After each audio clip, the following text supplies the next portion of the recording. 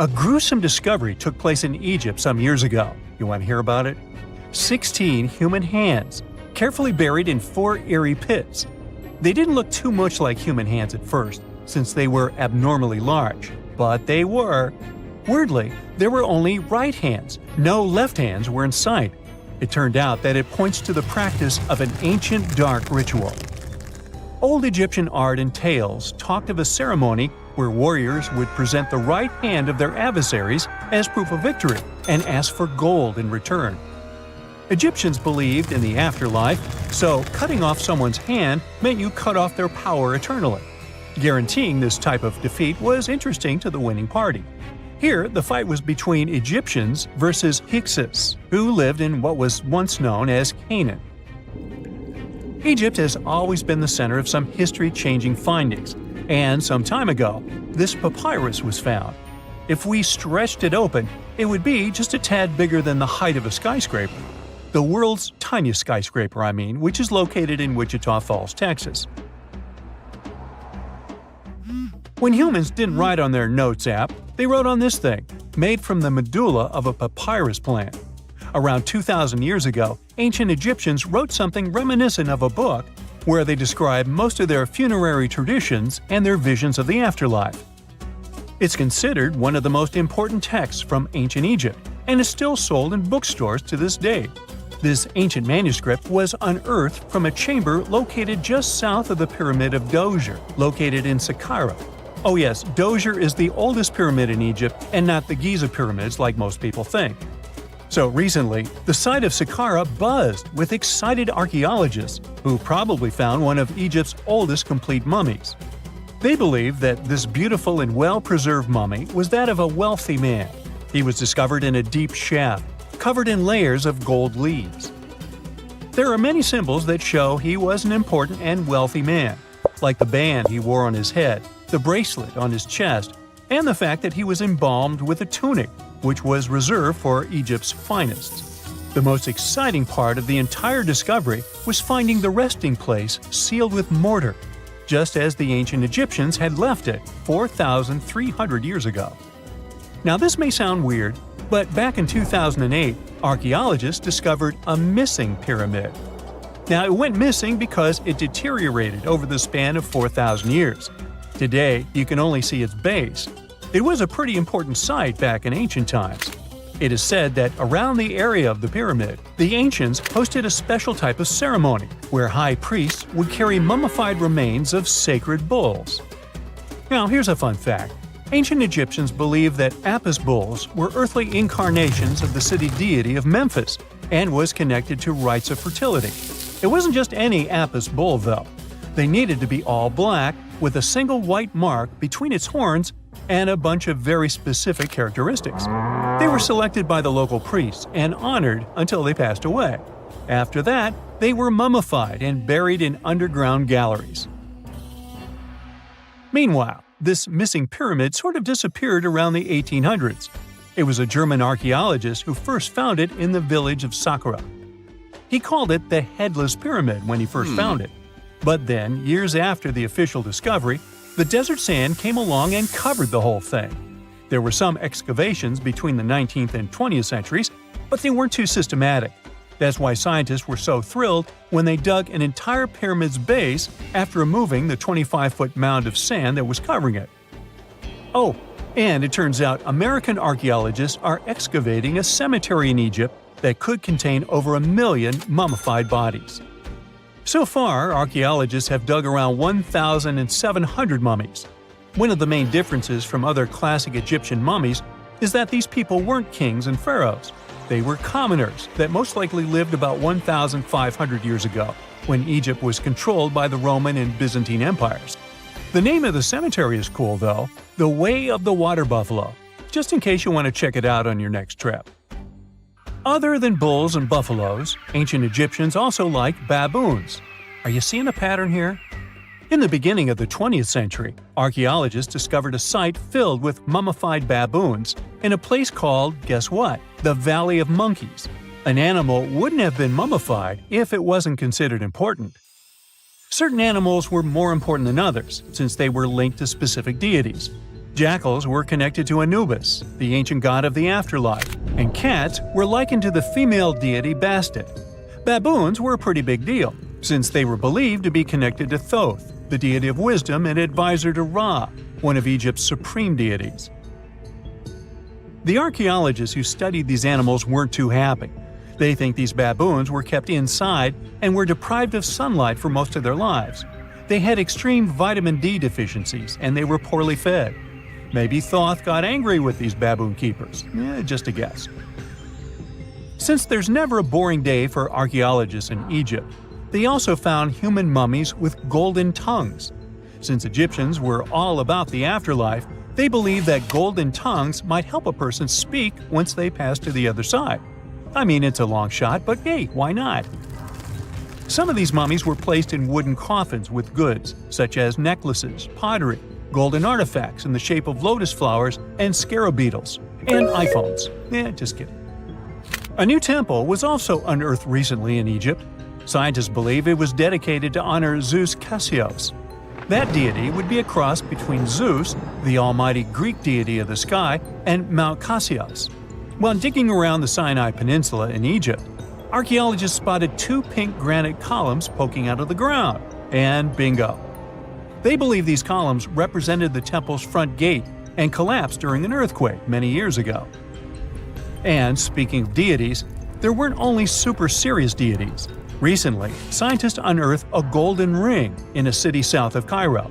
No, Frodo, it's not magical. It was a normal gold ring, but it had the depiction of the deity of fun, officially named Bes. This deity is often described in sacred texts as a happy chubby dwarf. Today, many tattoos we get are sorta deprived of any sense and are made of aesthetic purposes only. In ancient Egypt, though, women would get tattoos as a token of protection for childbirth. That's what scientists think, at least. Around the Nile region, scientists found some mummies that had well-preserved tattoos, which is a rarity since the skin deteriorates so easily. Two of these women tattooed their lower backs, and the drawings were simple. They were mostly pictures, including that same chubby dwarf we just talked about, Bes.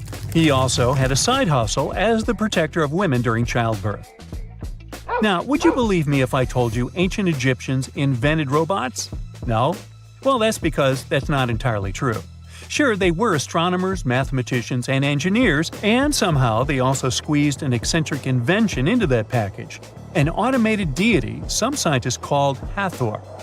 This wooden statue had been in the Metropolitan Museum of Art for years before someone noticed its secret. With the help of an X-ray machine, specialists discovered a mechanical operating system inside it. The pulley-like axis goes from the statue's shoulder to her left leg. When the system rotates, the statue raises and lowers her hand. Hey, pick me! Pick me! I got my hand up! Most people know that pyramids were built as grand tombs for the pharaohs, designed to ensure they had a smooth journey to the afterlife. The Great Pyramid of Giza, for instance, was constructed for the pharaoh Khufu. But what most people don't know is that this whole pyramid building trend started right here, with the step pyramid of Djoser, about 4,700 years ago. This massive structure was built for Pharaoh Djoser, a ruler from Egypt's 3rd dynasty. It rises 7 layers high above the ground and stands about 200 feet tall. We think of it today as a phenomenal architectural project, but for ancient Egyptians, the step pyramid of Djoser turned out to be more like a massive experiment, a trial run, if you will, to perfect their building skills before they moved on to even more ambitious pyramids. Reaching new heights is super exciting, but the real mystery is what is going on below the ground. In this pyramid's underground labyrinth, there is a network of tunnels stretching about 3.5 miles long, and some researchers believe these tunnels might have been part of a sophisticated water system that could completely change what we think about pyramid construction. Let's talk about this massive complex located in Saqqara. Surrounding the pyramid, there's what's known as a dry moat, a continuous trench that is up to 164 feet wide and almost 2 miles long.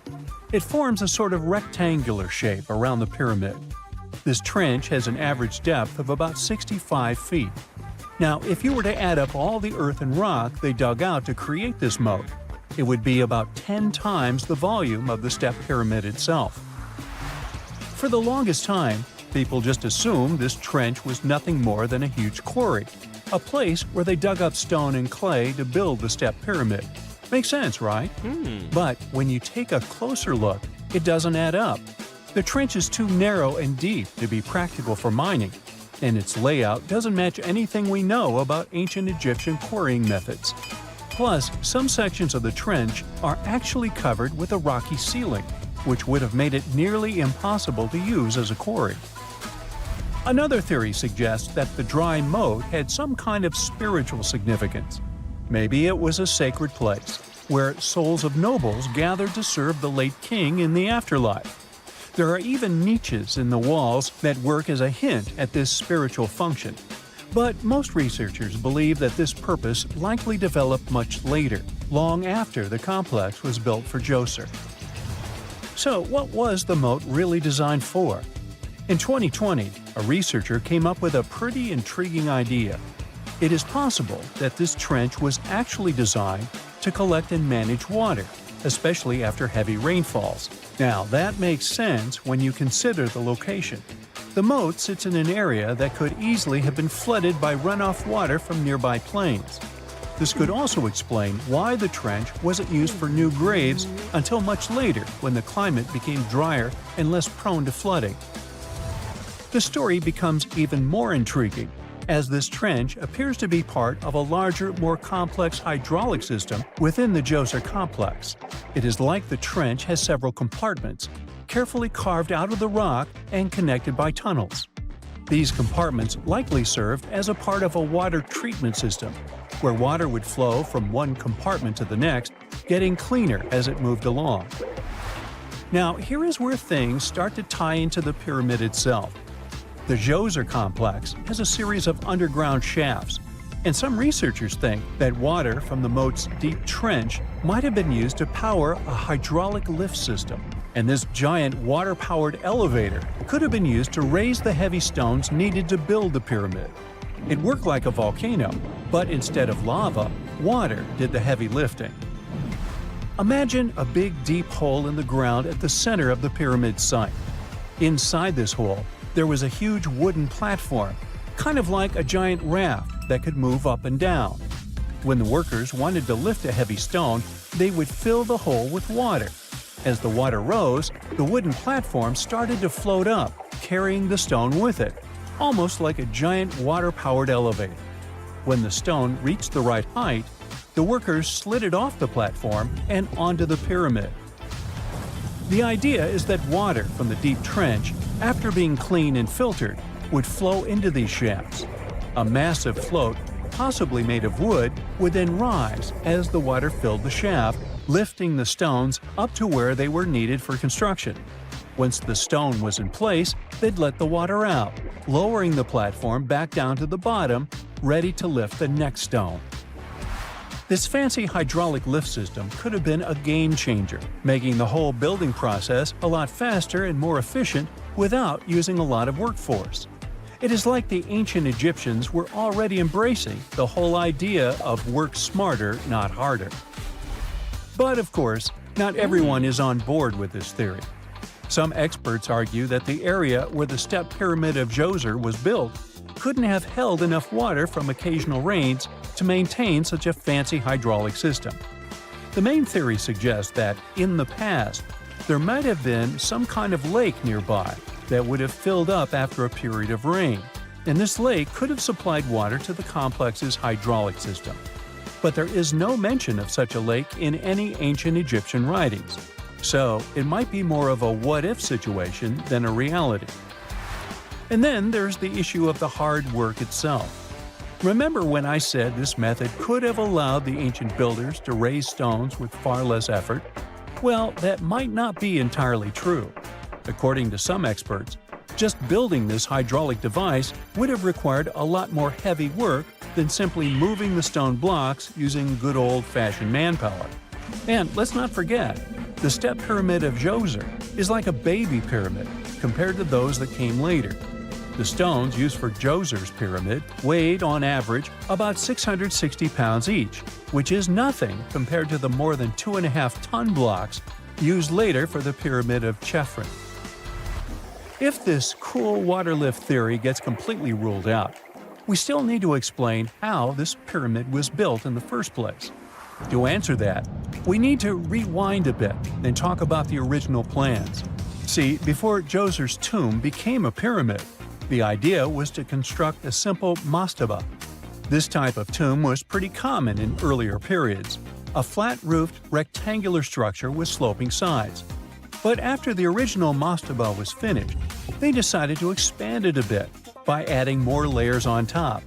And then they added even more layers, until the construction reached 6 distinctive steps, each one smaller than the previous. And they probably did all this by raising those heavy stones using ramps, not a water-powered elevator. There is still so much we don't know about the step pyramid of Djoser.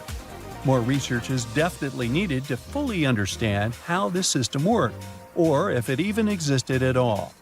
But the idea of using water to help build the pyramid adds a whole new layer to our understanding of ancient Egyptian engineering.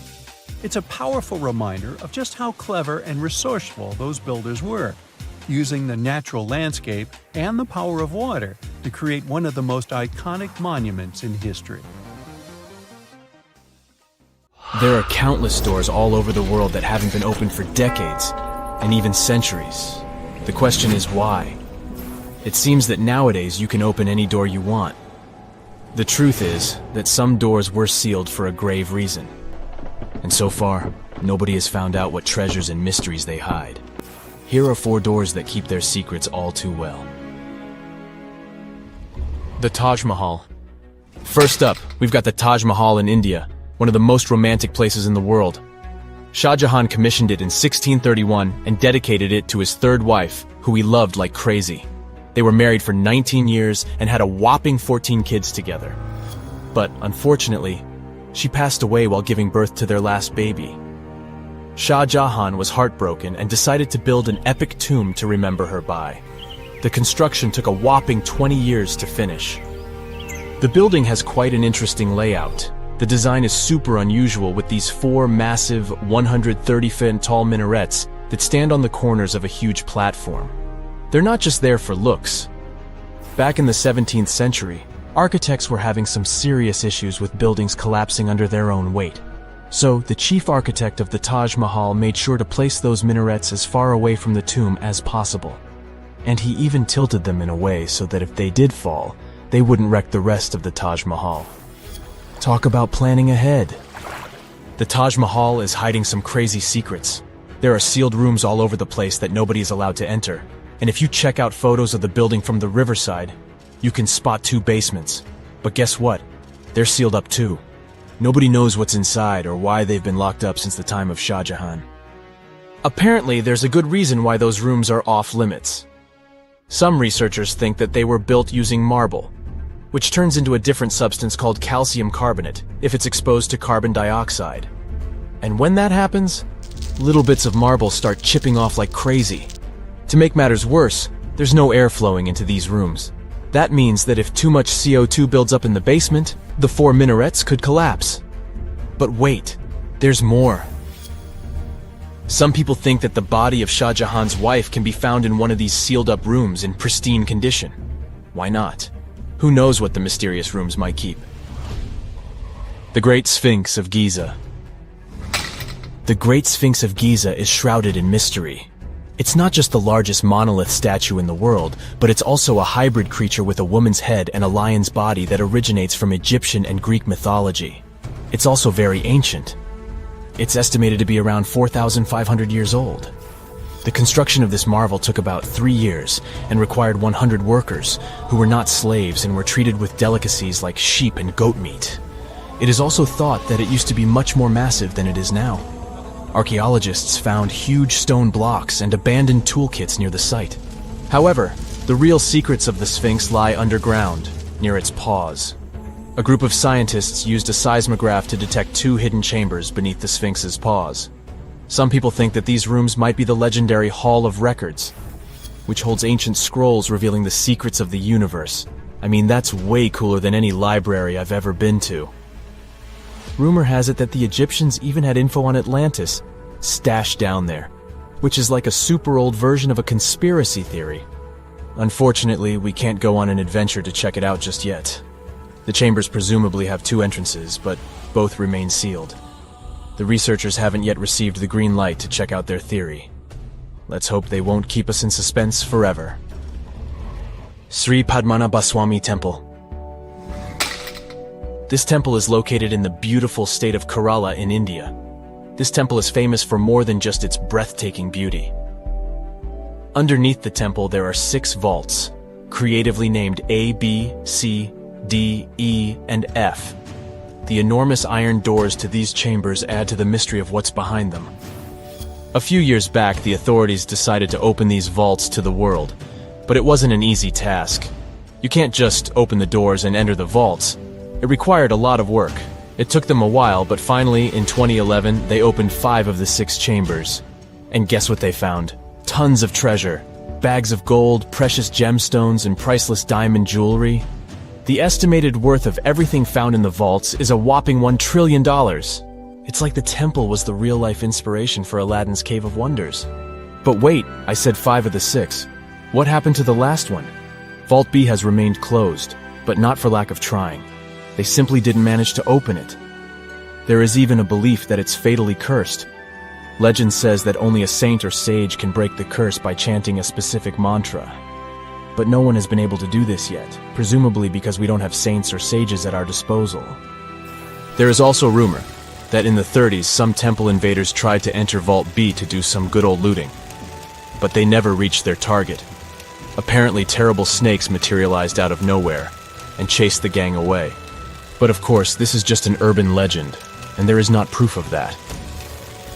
However, it is said that the Auditor General dealing with the temple claimed that Vault B had been opened at least 7 times since 1990, and nothing bad happened to anyone who entered.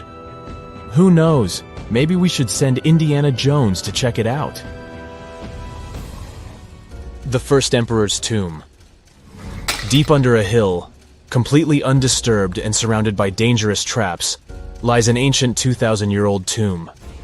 It belongs to Qin Shi Huang, the first emperor of China. He was born in the Qin state and became king when he was just a boy. But when he grew up and gained full power, he united the warring states ancient China was divided into by conquering them. After that, he created the Qin dynasty. When he died in 210 BCE, they buried him deep underground in a massive tomb. And when I say massive, I mean massive!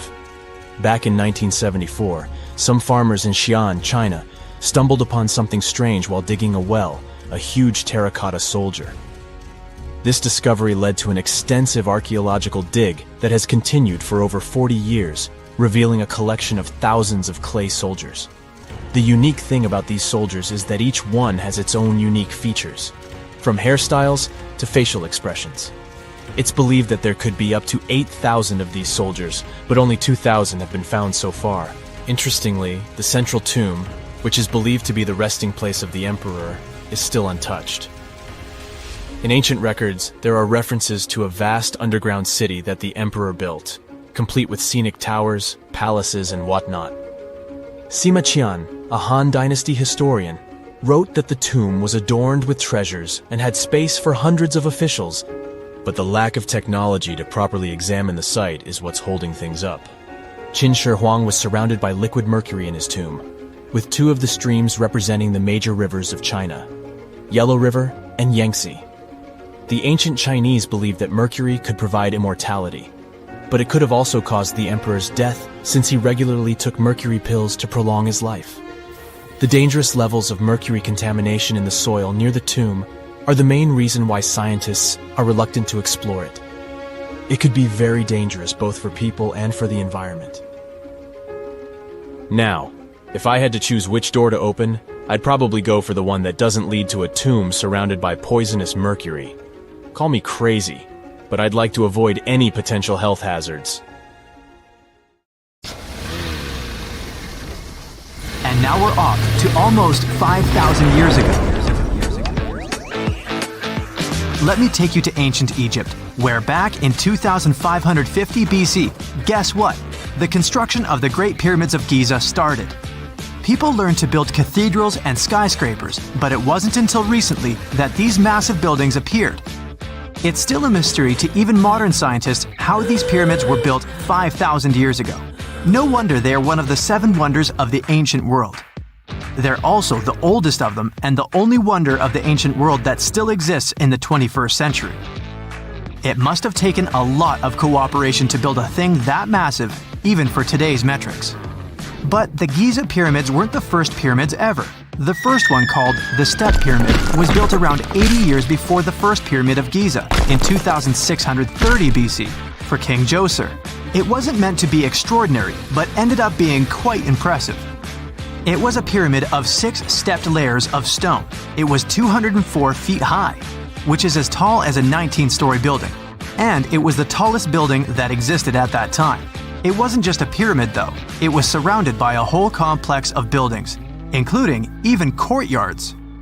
In ancient Egypt, people believed in the afterlife, so everyone, especially kings, wanted to make sure they had everything they needed to get ready for it. Here's why the pyramid complex was perfectly supplied with a lot of objects people used every day. The complex included a pyramid and a kind of a palace. Those buildings had many things the king loved and might need one day, like furniture, food, and gold vessels. After Djoser, building pyramids became common practice, but many pyramids weren't finished. It would usually take about 20 years to build one, but many rulers reigned way less than that. Overall, there are more than 100 pyramids. The most famous pyramids are the Great Pyramids of Giza. The first one and the biggest one was built for Pharaoh Khufu, around 2550 BC. Initially, it was 481 feet tall, which is as tall as a 40-story building. The second pyramid was built for Khufu's son, Pharaoh Khafre, around 2520 BC. It's just a bit shorter, usually standing at 471 feet high, a 39-story building. This is the pyramid with the famous statue of the Sphinx. Sphinxes have a lion's body and a human head. They were built to guard important areas. This one has the head of Pharaoh Khafre and is guarding his pyramid, facing the sunrise. The Sphinx is most well known and is one of the world's biggest and oldest statues. Originally, it had red color and did have a nose. It's still possible to see the trace of red pigment by its ears. But no one knows exactly when the nose disappeared. For some time, the Sphinx was sort of hidden underground, being covered with sand up to its shoulders. Luckily, in the early 1800s, an adventurer with a team of 160 people dug it out. The third Pyramid of Giza is the smallest one, being more than twice shorter. Originally, it was 218 feet high, about the height of a 20-story building. Built in 2490 BC, it was a pyramid for Khafre's son, Menkaure. The pyramids are designed to align with the points of the compass, and their sides symbolize the rays of the sun. But back at the time, there were no compasses. Ancient Egyptians figured out the directions themselves, and with amazing precision. To align the pyramids, they used 2 constellations. Originally, the pyramids were covered in smooth white limestone and had a gold-silver top to reflect the sun. Later, the white limestone was taken from the pyramids by other kings and used for other buildings. Scientists estimated that ancient Egyptians used about 2.3 million stone blocks to build the first pyramid. Each block weighed more than 1 ton. This is the weight of a rhino. Some blocks were even bigger, being almost as heavy as an elephant. 4.5 millennia ago, there was no modern equipment to help build it. There were no machines, no wheels, and even no steel. The only metal available to them was copper. Even today, scientists aren't sure how the Egyptians managed to build the pyramids. There are no records left that would shed light on it. Some even think that Egyptians wanted to keep it as their secret and didn't even record it on purpose. Many believe that poor people and foreigners built the pyramids, but it's not true. Actually, the builders were very skilled workers, and they were fed and paid well. The archaeologists claim that the builders lived in a nearby temporary city and were a highly organized community with a strong leader. Scientists say that around 20,000 people worked on each pyramid complex, and it took about 20 years to build each. It probably was a national project. The construction site was large in resources, and food and essentials were likely to be contributed from all parts of Egypt. Even with all that support, it remains unclear how people managed to cut, transport, and assemble those huge stones. One of the theories suggests the stones were most likely transported on boats down the Nile River. Then, there was a harder part. They had to be moved to the construction site.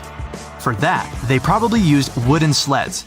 It wasn't very hard to pull them because the sand mixed with the right amount of water was pretty slick. And 10 people could move a sled even with a rock weighing 1 ton pretty easily.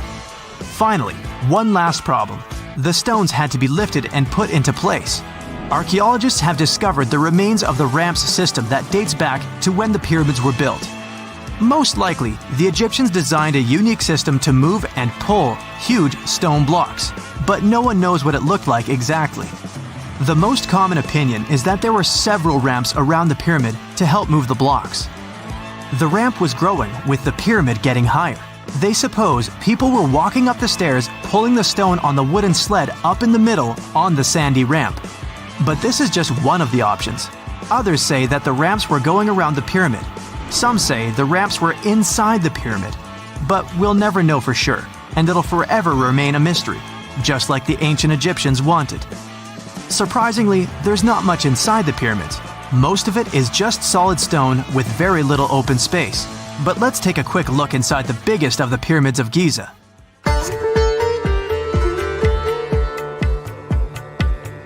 From the entrance, there are 2 stairs, one going down and the other one going up. The descending one takes you to a chamber located underground. That's where the pharaohs are, but not in this pyramid because Khufu wanted to stay higher. The underground room is partly unfinished. The room with Khufu's sarcophagus is called the King's Chamber. It's upstairs and then through the tall and long Grand Gallery. Below the King's Chamber, there's a room called the Queen's Chamber. There are no queens though, and no one is sure why the room is called this. Unfortunately, none of these have any hieroglyphs on the wall. They're just bare. If you want to see them, you should go to the other rooms that are decorated. Those pieces of art are depictions of ancient Egypt's culture and daily life. The texts allow researchers to study their language and grammar. Sadly, the treasures that once were here in the pyramid are long stolen. From that room, there are several tunnels for an unknown purpose. There are many tunnels and passages inside the pyramids. There are many chambers and shafts and secret ways. Scientists have been sending little robots with cameras there for some decades already. And the robots did discover another chamber a bit upstairs with hieroglyphs on the walls. But even today, much of the pyramids is still unknown, and there's no so-called building plan of the pyramids. Egyptians did create a mystery no one can crack for 4,500 years already. Scientists recently started to X-ray the pyramid to learn what's inside it without entering it and its narrow, mysterious tunnels. You find yourself at a food fair in Iceland when you see it for the first time. Volcano bread. You eat a slice and oddly enough, it actually tastes good. Unsure of how this works, you check out the baking process. Is this kitchen really strange looking, or is it just me? The baking spot is in nature, specifically in a hot springs field. You better watch your steps so you don't get burned by the hot vapor jolting from the ground. Now, a local baker shares their traditional rye bread recipe with you. Rye flour, check. Yeast, check. You mix it all together and pour it into a metal pot. Next on the list is digging the hole where you'll place the pot to bake. You dig for about 16 inches until you can see the water bubbling from the ground. If you want to do it like a local, you'll use your finger to check the water temperature. Yikes, that's hot. Actually, the ground is heated by lava.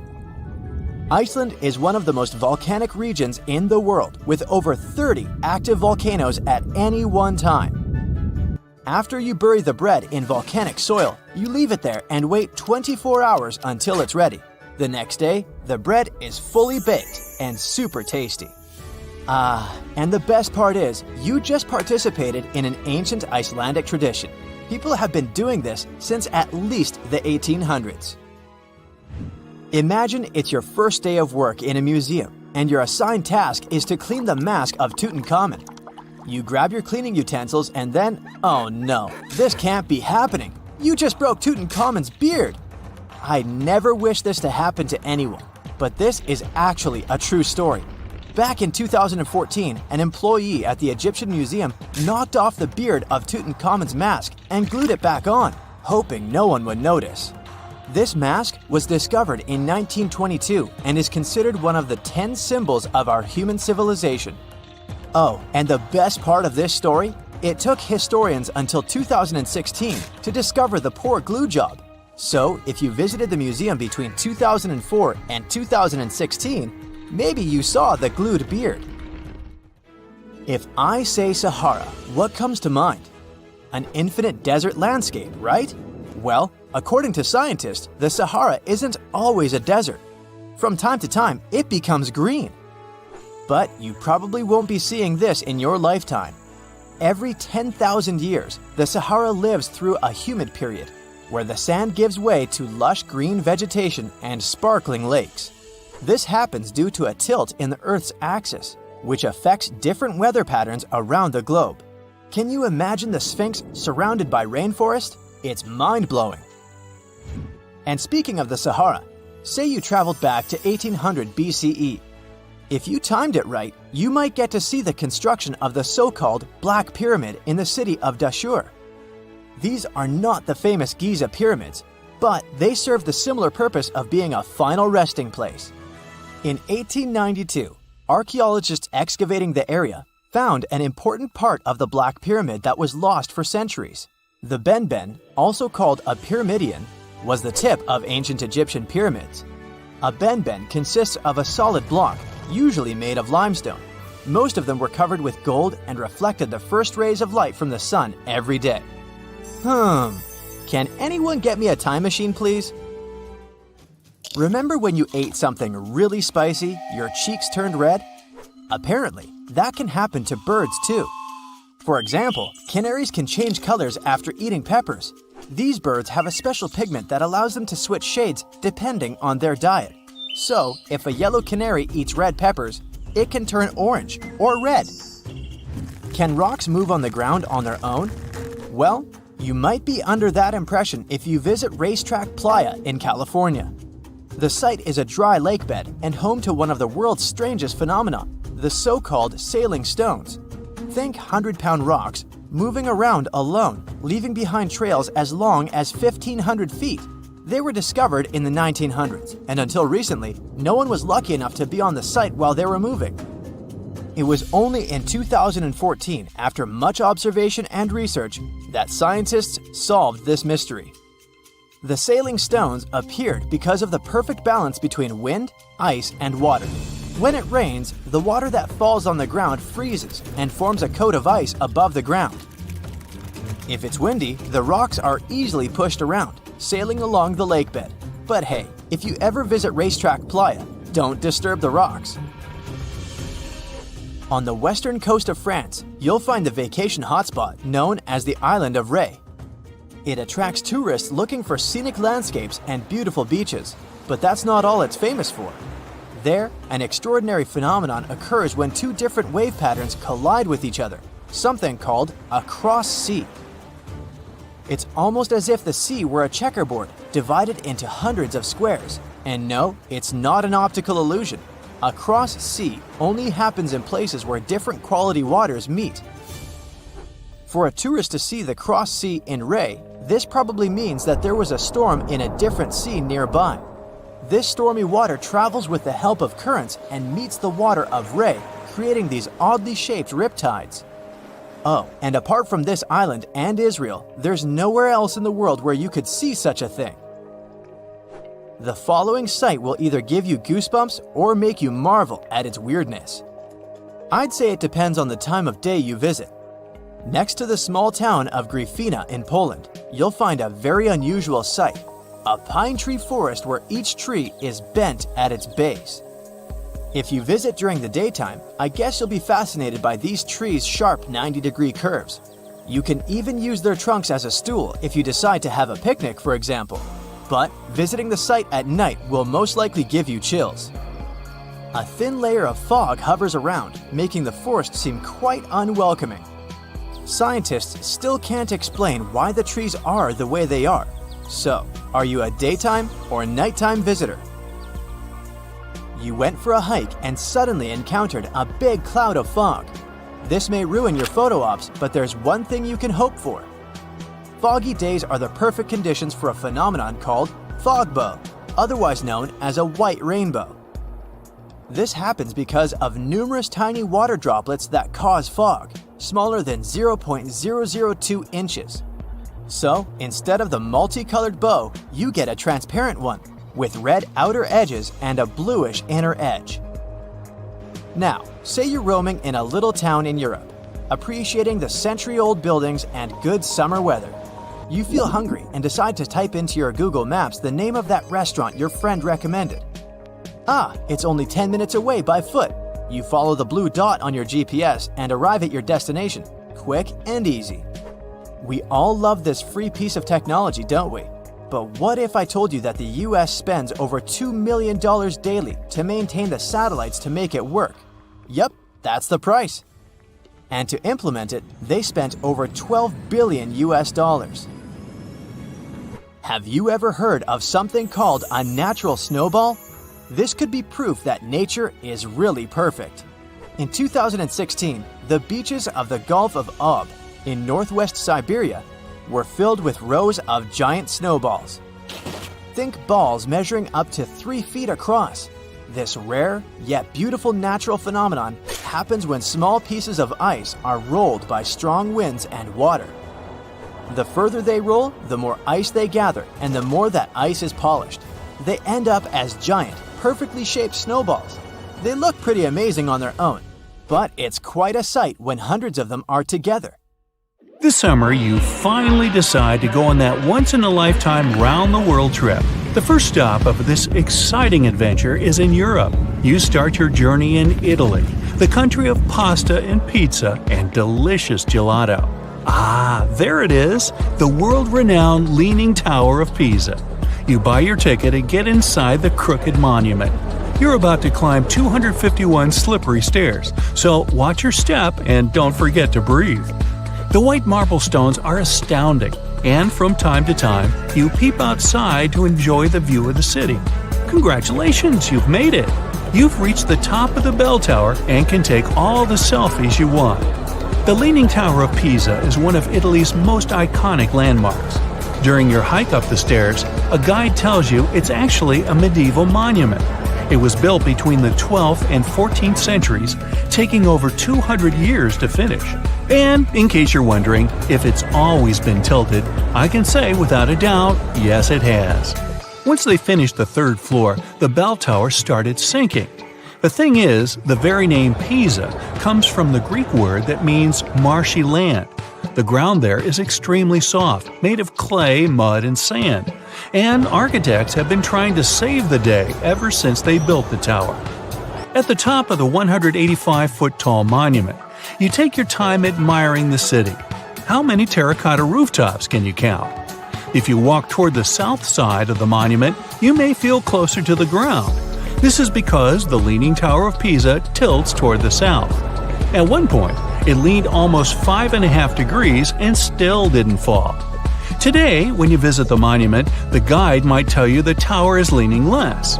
A few years ago, the world's best architects and engineers did some construction works next to the monument to keep it from falling over. They dug several tunnels and took out over 38 cubic meters of soil from under the north side of the tower. So now the tower is tilting at an angle of only 4 degrees. So if you want to take one of those classic photos where you're holding up the tower, you better hurry. Who knows how long the tower will still be leaning? Now it's time for you to make your way to Rome. This city is basically an open-air museum, and you have to check it out for yourself. It's scalding hot, but you're lucky. Today, you're visiting the baths of Cahokia. Are you ready for an authentic ancient Roman experience? You enter through what once was a locker room. You'll have to use your imagination. Today, you'll only see 130-foot-tall brick walls here. Romans of every class would spend an hour or two in the baths every day. They would come after a long day at work or before dinner. Imperial bath complexes, such as this one, were usually free, but you had to pay an admission fee. Leaving the locker room, visitors would stop in a heated room where they would receive oil and scrub massage. Then, some people would move on to one of two exercise yards. Can you see how ample they were?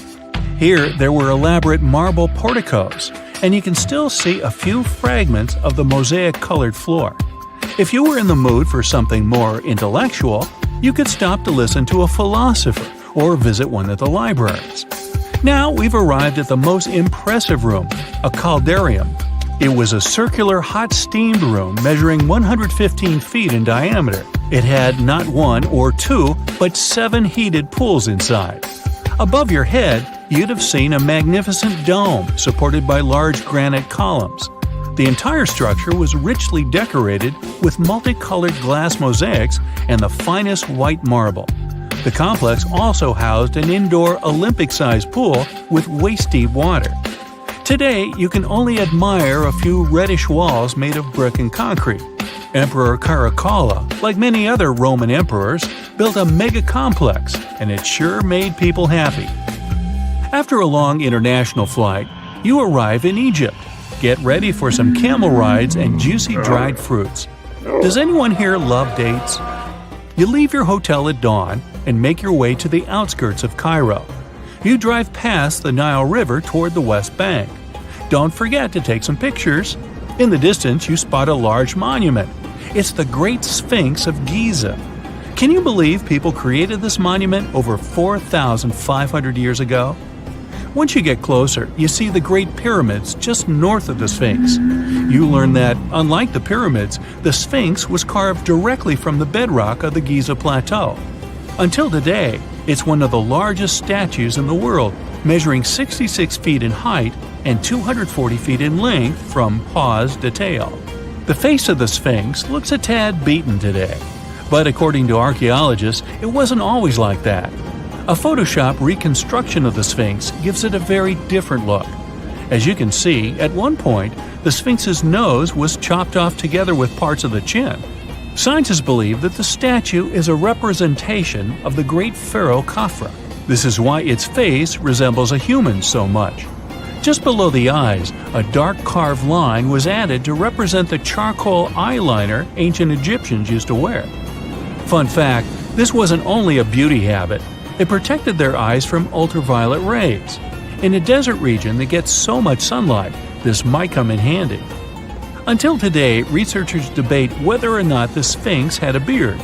Many believe that if it was meant to depict a pharaoh, it most likely had a braided beard that got destroyed by erosion or humans. Even today, you can still see the remains of a regal headdress on the head of the Sphinx. These head ornaments were associated with power and royalty. Now imagine that the stripes are blue and gold. This is probably what it looked like when the monument was first constructed.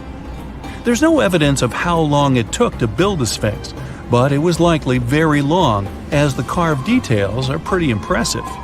If you're lucky, your guide might take you to one of the secret chambers inside the statue. If they're real and not just a myth, I mean. The crystalline waters of Greece. Whether you arrive by boat or plane, you're in for a real treat. This is the focal point of archaeological sites. You arrive at Mandrake Marina and port, but wait a minute, you don't see any monuments around. The Colossus of Rhodes is nowhere to be found at first glance. That's because it was destroyed long ago. Before tumbling down during a mighty earthquake, the great statue was considered one of the 7 wonders of the ancient world. If you saw the Colossus in a picture, you would probably mistake it for Lady Liberty. Well, that's actually not a coincidence. Apparently, there's a connection between the Statue of Rhodes and the Statue of Liberty. They were both built as symbols of freedom, and Lady Liberty is often referred to as the modern Colossus. The Colossus stood at 100 feet tall, but today all you see is a concrete jetty with a huge gap in the middle. Now, imagine a bronze statue straddling both ends of the bridge. The Colossus was built back in the 3rd century BCE, and 900 camels took part in the construction. The statue existed for approximately 54 years before it was ruined by a powerful earthquake. It hit the city so hard that all that was left of the statue was one very large foot. Even so, people kept visiting the monument. Are you ready to head home? Thanks for joining me on this journey, and don't forget to tell me what your favorite site was. See you next time. Imagine working 7 days a week on a large-scale construction site. You, along with thousands of others, carry millions of stone blocks and put them on top of each other according to a complex system. You work without modern construction equipment. You have no air conditioning or constant access to water. It's so hot outside that you can fry eggs on the road. You've been building the pyramid for decades, and now, when it's finally done, you enjoy the result of the colossal work of thousands of people. You're looking at a giant cultural monument of global value that will freeze in time and amaze people for tens of thousands of years. A few thousand years have passed. People in the 21st century see the pyramids and are like, wow, I can't believe humans have built this. Yeah, the people who built the pyramids wouldn't have appreciated such a theory. But actually, there are reasons to believe that people built it using some fantastic technology. From the outside, it seems the Great Pyramids are just big triangles of stone. People just put some heavy blocks on top of each other, and that's it. In fact, the design seems too perfect to be true. The pyramid consists of more than 2 million blocks. They lay so close to each other and are so even that you couldn't squeeze even a thin sheet of paper between them.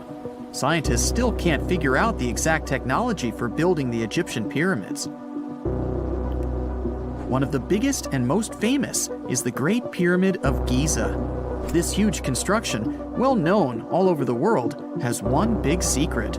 There should be a capstone on top of the pyramid.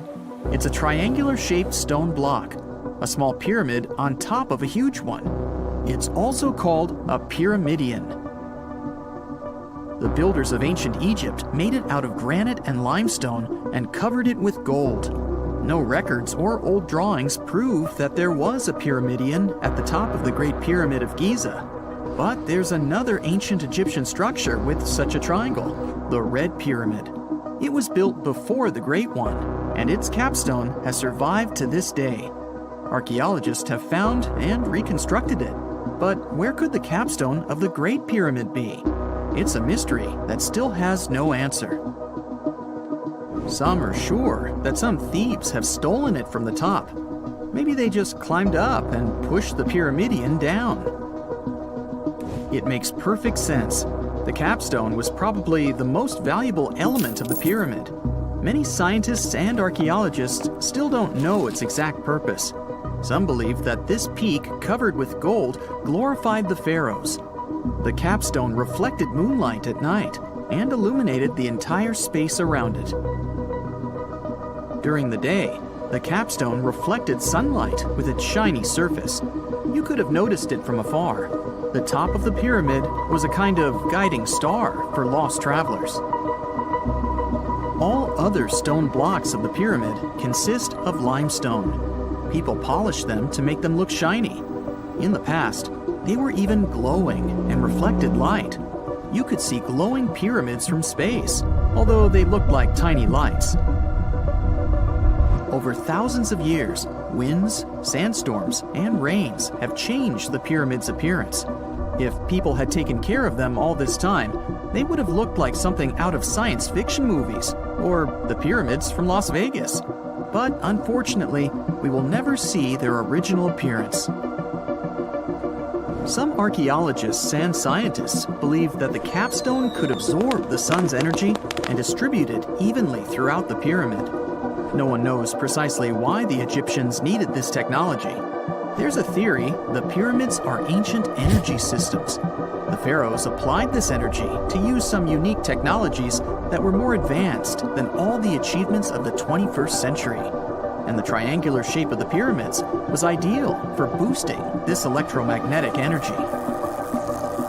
In theory, solar radiation, or electromagnetic forces, accumulated at the top of the pyramid, filled the inner rooms, and then went down the walls to the base.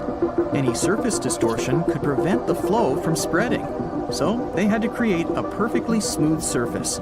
That's why they installed the blocks so that nobody could squeeze a needle or razor blade between them.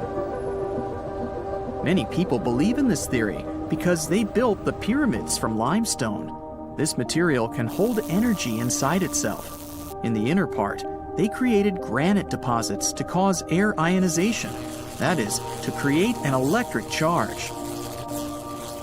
They also dug channels under the pyramid for water to transmit electricity. And at the top, they put a gold capstone, the best conductor of electricity. So, this is how you get a great power generator. Different cultures used similar technologies to create electricity all over the world. But these are all theories. If it had been working, humanity would have used these technologies today. There are mentions of the metal industry, chemistry, engineering, physics, mathematics, and astronomy in some ancient records. Most scientists don't believe in all these things. We know the detailed stages of the technology's development in different cultures. In the 21st century, scientists, historians, and anthropologists can track the evolution of all modern devices.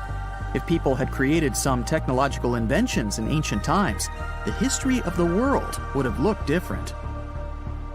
Perhaps all the achievements of antiquity could have been wiped off the face of the earth by global cataclysms, and it can happen to us. Just imagine how people would dig up a laptop in 5,000 years. Perhaps they wouldn't understand what kind of device it is.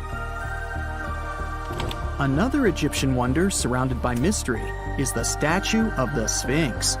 The Egyptians carved it out of a single massive piece of limestone about 4.5 thousand years ago. But scientists still don't know the exact date of its construction or who built it. People painted the Sphinx in different colors, so it looked much brighter and more vivid in the distant past. It was shining just like the Great Pyramids. Anyway, time hasn't only changed its appearance, but its name too. Initially, the Egyptians called it Hor-Mekhet. The Greeks renamed it the Sphinx about a few hundred years after it had been built. The Sphinx emphasized the greatness of the rulers of Egypt. It also performed a symbolic function of a watchdog guarding the tomb of the pharaoh and the paths leading to it.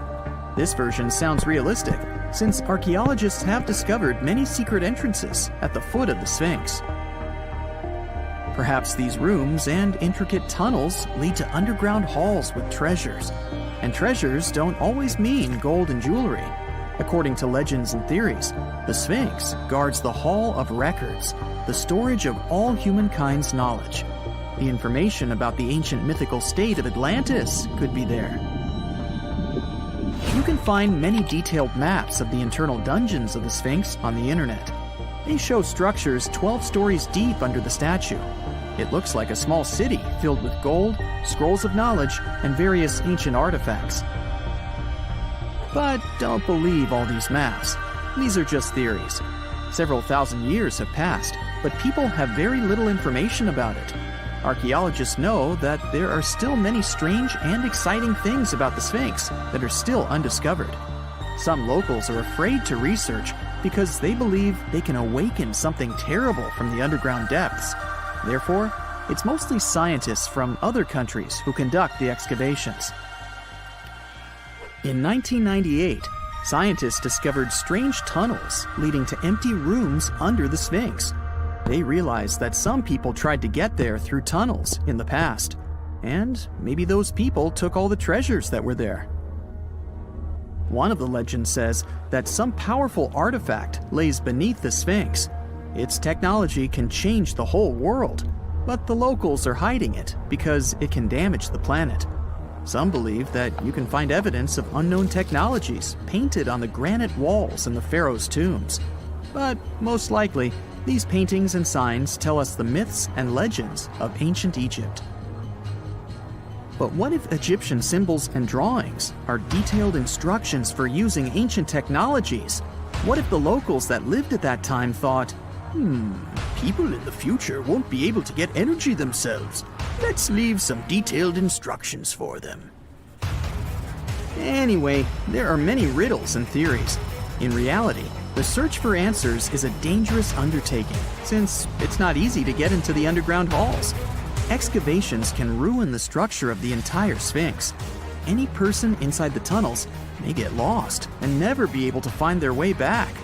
Besides, it costs a lot of money. Now, what would be awesome is if people could invent some device that could scan underground areas and show their detailed models. When you hear the word mummy, you might get a chill down your spine.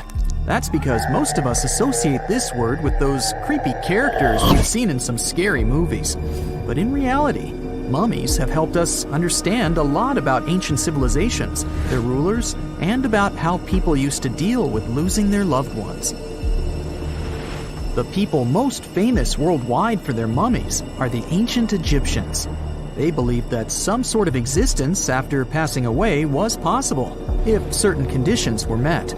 That's why they insisted on preserving the human body through the process of mummification and placing the mummy in a furnished tomb, kind of like giving it a fully functioning apartment of its own. Why did they believe in this?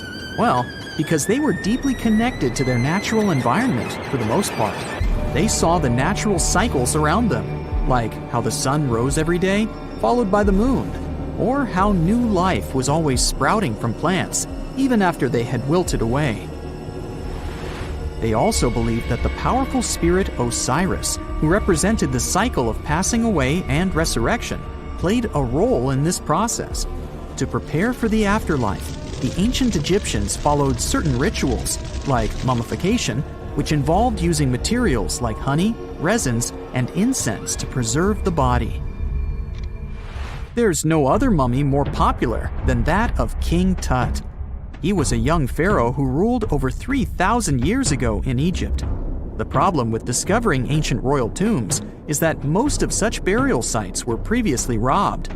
People knew ancient rulers had been left with many valuable belongings, so those locations became vulnerable to thieves. When King Tut's tomb was opened in 1922, people were excited because it had not been robbed, like many other previously discovered royal tombs. That's how well hidden it was. Inside, his mummy was encapsulated in a total of 3 coffins, including one made of gold. The objects found in his tomb showed us what ancient Egypt was like, and studying his mummy also helped us learn about the culture and practices popular at the time when he passed away. We also learned about his family by looking at his DNA. Scientists were able to discover that he had had a disease called malaria and a problem with his foot that might have made it hard for him to walk. Ramses II was another pharaoh in Egypt who ruled for 68 years, which was quite a lot back in the day. He was known for his expansion campaigns and building projects. Many objects from his time as a ruler still exist today, including a large statue of him. Ramses II was about 6 feet tall and lived to be about 90 years old. After looking at his mummy, scientists concluded that he may have had a medical condition that affected his spine. Now, remember those thieves I mentioned before?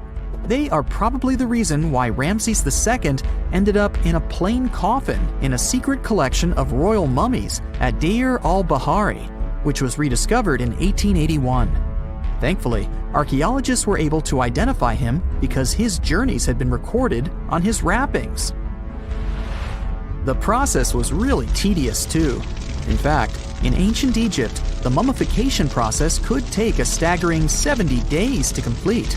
A special person would say a very specific speech while delicately handling the body and drying it out using a type of salt called natron. They also used linen and resin to make the body look more lifelike and to wrap it in cloth. The tomb was equally as important for ancient Egyptians. The walls of King Tut's tomb, for example, were adorned with intricate artwork that depicted his journey to the afterlife, from his burial procession to his passage through the underworld. The ancient Egyptians believed that everyone made this journey after passing away, and they filled their tombs with items and paintings to help the person in their spiritual travels. Additionally, the walls of the tomb were decorated with spells from a special book, which contained a collection of poems that the Egyptians believed would help people reach the afterlife. And speaking of how important this journey was, people also placed food in these ancient tombs. In King Tut's tomb, archaeologists discovered 36 jars of vintage beverages and 8 baskets of fruit, which were believed to be left there to help him in his journey to the afterlife. The Egyptians believed that traveling to the afterlife took a really long time, so they left a lot of supplies, such as food and water, to sustain their loved ones. Pharaohs also generally had numerous luxurious garments and beautiful jewelry in their tombs to ensure that they would have a fashionable journey. These items included various types of linen clothing, such as tunics, scarves, gloves, and headdresses, as well as a lot of gold jewelry with precious stones, like bracelets, buckles, pendants, necklaces, rings, and even precious depictions of insects for protection. Some were also deposited with fans made from ivory and ostrich feathers to keep them cool in the afterlife. Some ancient rulers were even placed in their forever apartments along with boats. For example, Pharaoh Khufu built the Great Pyramid at Giza as his tomb, and a large ship was found inside. King Tut, however, was buried with multiple boat paddles, but no actual boat. Instead, he had 3 chariots and numerous walking sticks made of precious materials, perhaps indicating he'd rather travel to the beyond by land, not by water. Amongst the most interesting objects found near ancient mummies are bottles of oils and perfumes. If rulers were supposed to be fashionable, why not smell nice too, right? Also, some of them had some ancient kinds of board games, most of them made out of precious materials like gold or ivory. One of those games was called Senet. It was very popular amongst the ancient Egyptians and very similar to modern-day chess. The ancient Egyptians may have the most famous mummies out there, but they weren't the first to invent the procedure. In fact, it all started in South America with an ancient civilization named the Chinchorro. As far as we know today, these people were the first to mummify their loved ones that had passed away. They did it somewhere around 2,000 years before the Egyptians started their own rituals. Sure, we can tell a lot about ancient rulers by studying these mummies, but until recently, we had no idea what they really looked like during their lifetime. Not so long ago, though, some very special mummy paintings were found by archaeologists studying ancient Egyptian objects. These mummy portraits are highly detailed paintings of individuals that were made while they were still alive. Such paintings were often painted on wood, as opposed to the classical portraits we all know about, which are painted on canvas. They are known for their realism and beauty, and have even been used by researchers to diagnose diseases by comparing them to the corresponding mummies. Some of these portraits also include depictions of jewelry, which was later found on the mummies. The recent discovery of these mummy portraits in Central Egypt is significant, as it marks the first time in over a century that such paintings have been found. Mummies appeared all around the world naturally, too. Mummification can occur without people intervening because of natural conditions, like extremely cold or hot environments, places with a lack of oxygen, or accidental exposure to chemicals that preserve the body.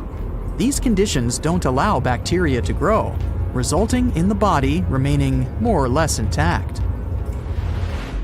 Famous Otzi was one of these mummies. We know today he was a man who lived around 5,000 years ago in Europe. But upon his discovery in the Alps in 1991, Austrian authorities initially believed that he was a modern mountaineer because of how well preserved the body was. However, after the Iceman was removed from the glacier, it was determined that he was actually from the Copper Age.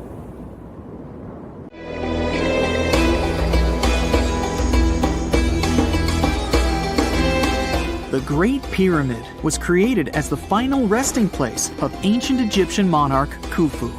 According to legend, French leader Napoleon entered the Great Pyramid and came back out looking shaken and super pale. He never revealed what he saw inside, but whatever it was is said to have affected him for the rest of his life. When Napoleon entered the pyramid, he would have walked through a super tight and ascending passageway. He'd then go through another passageway, known as the Great Chamber. This corridor would have been much taller than the previous one and would have cobbles too. He then reached the King's Chamber, the centerpiece of the Great Pyramid, which was lined with huge blocks of granite. But it wouldn't have looked as grand as we might imagine. There are no hieroglyphics decorating its walls, as Egyptians only began decorating the burial chambers of pyramids much later on. The pharaoh's tombs deep inside the pyramid would have also been filled with treasures, from chunks of gold to the world's most expensive jewelry. But this would have all been looted a long time ago.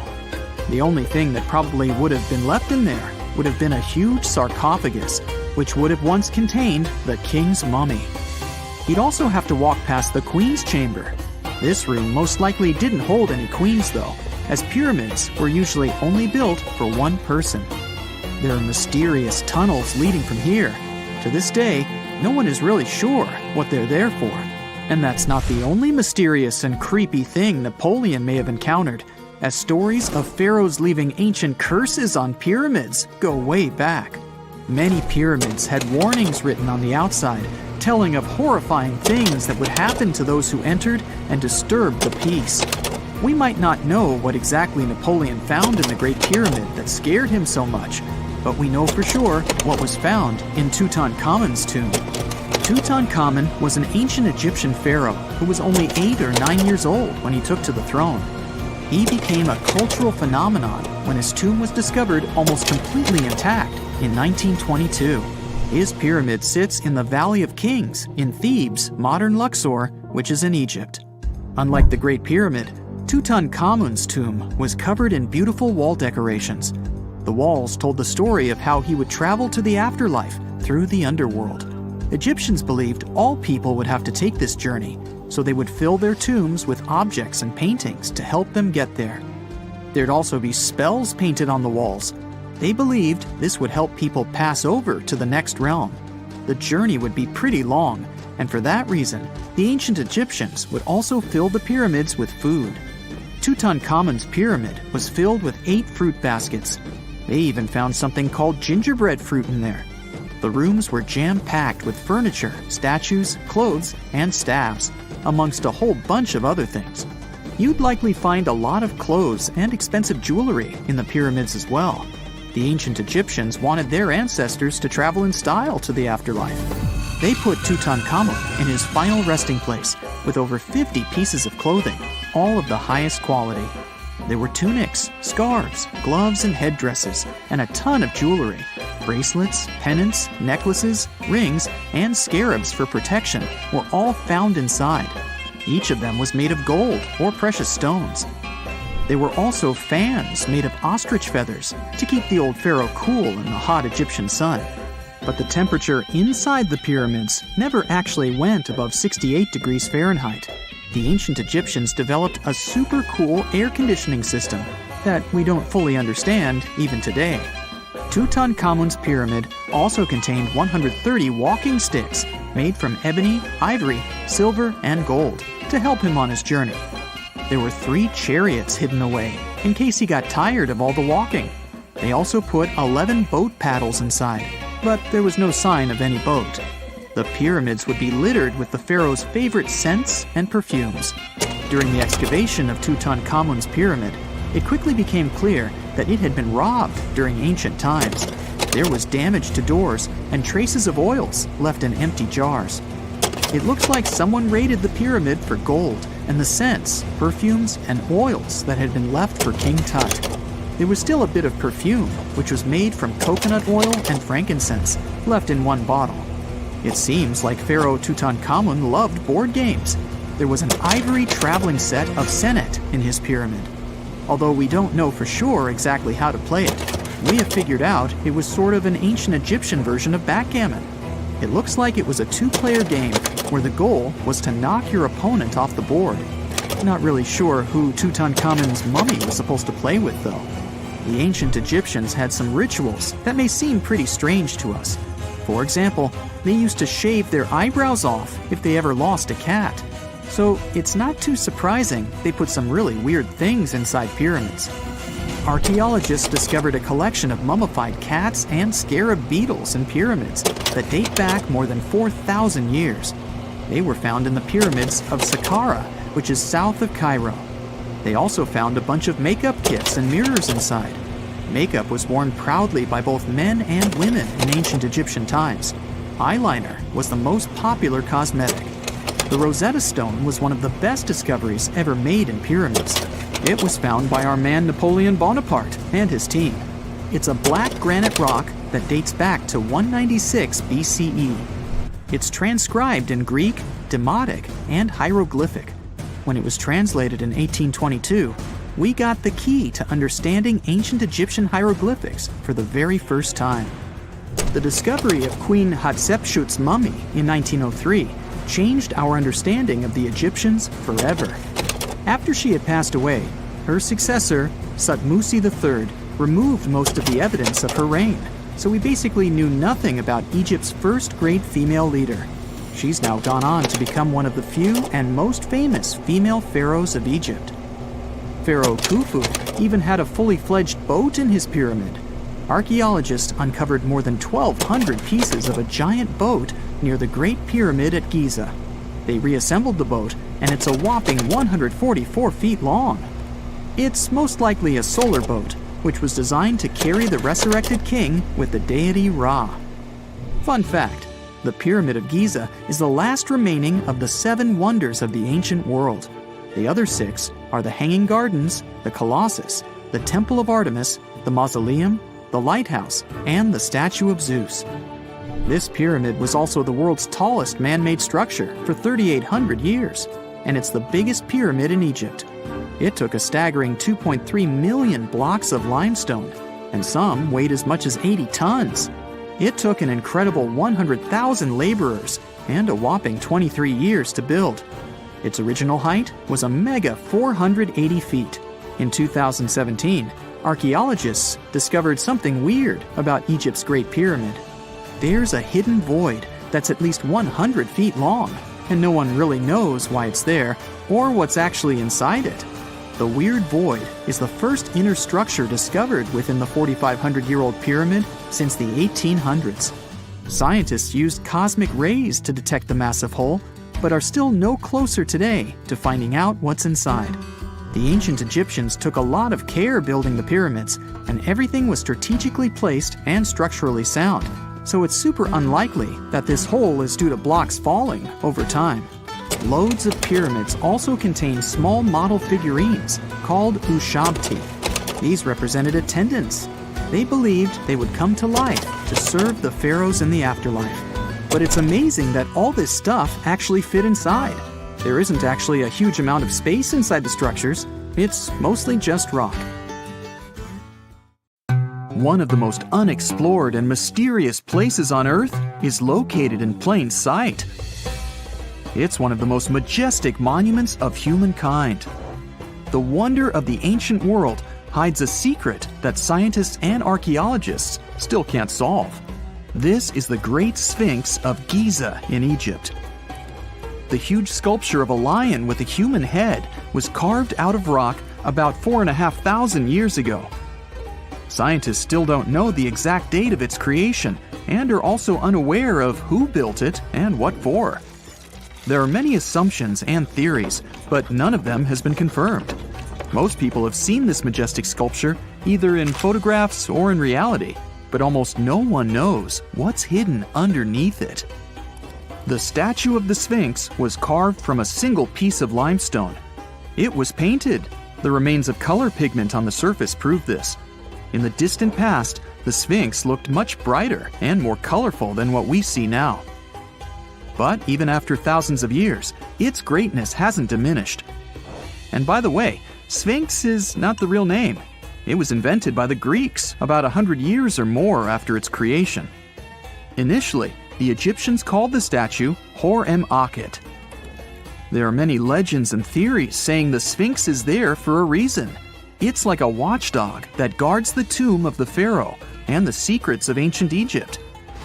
These legends become more plausible when archaeologists discovered hidden entrances at the feet of the Sphinx. They believe that these secret passages are the beginning of the tunnels leading to the halls with treasures. You can find a lot of stories on the internet that claim the Sphinx hides the Hall of Records a repository filled with ancient and secret knowledge. One of the main artifacts of this repository is supposed to be the records of the ancient mythical state of Atlantis. According to legends, the entire library from this city was moved under the Sphinx. The entrance to this library must be located next to the Sphinx's right paw. Many archaeologists tried to find this entrance, but came away empty-handed. Also, there are many images with detailed diagrams of the underground city that consists of a network of tunnels and chambers under the Sphinx. Someone says there are structures as tall as 12-story buildings hiding underground, but there's no evidence of this. Archaeologists, even after millennia, continue to explore the mysterious sculpture. At the same time, many Egyptians don't want to learn more about the Sphinx. They're terrified of awakening something supernatural. In 1998, scientists discovered tunnels leading to empty caves under the Sphinx. They found evidence of earlier excavations there. It's quite possible that someone managed to find the treasures and take them away. Some people believe Egyptians found some kind of artifact under the Sphinx that has the power of unknown advanced technologies. The artifact is so powerful that it can change the course of history. Of course, most theories are just fairy tales of conspiracy fans, but it's a confirmed fact that the Sphinx hides a system of caves and rooms.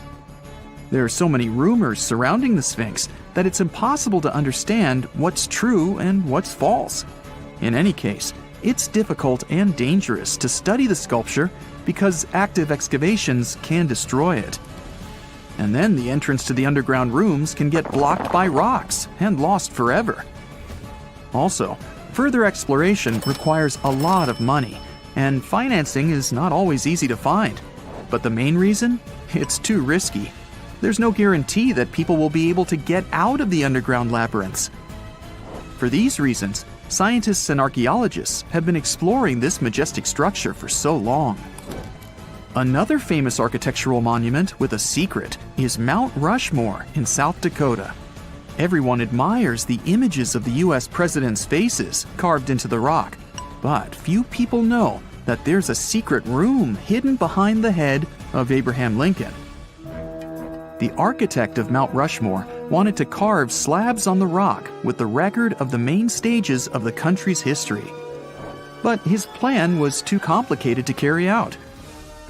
Then he was offered to implement it on a much smaller scale, to build a secret room inside the mountain. The idea was to save this knowledge so that future generations will always remember the history of their country. Unfortunately, the architect didn't have time to finish his work. The construction stopped for several decades. But in the late 90s, the project was resumed. Porcelain enamel panels depicting the history of the US were placed in the room. It's possible that these plates will be stored there forever. But people can't see them, at least for now. The room is inaccessible to tourists as it's too difficult to get inside. Another secret room is located in the Empire State Building. More precisely, it's not even a room, but a place where you can take cool photos. Almost all tourists gather on the observation deck of the 86th floor to enjoy a stunning view of Manhattan.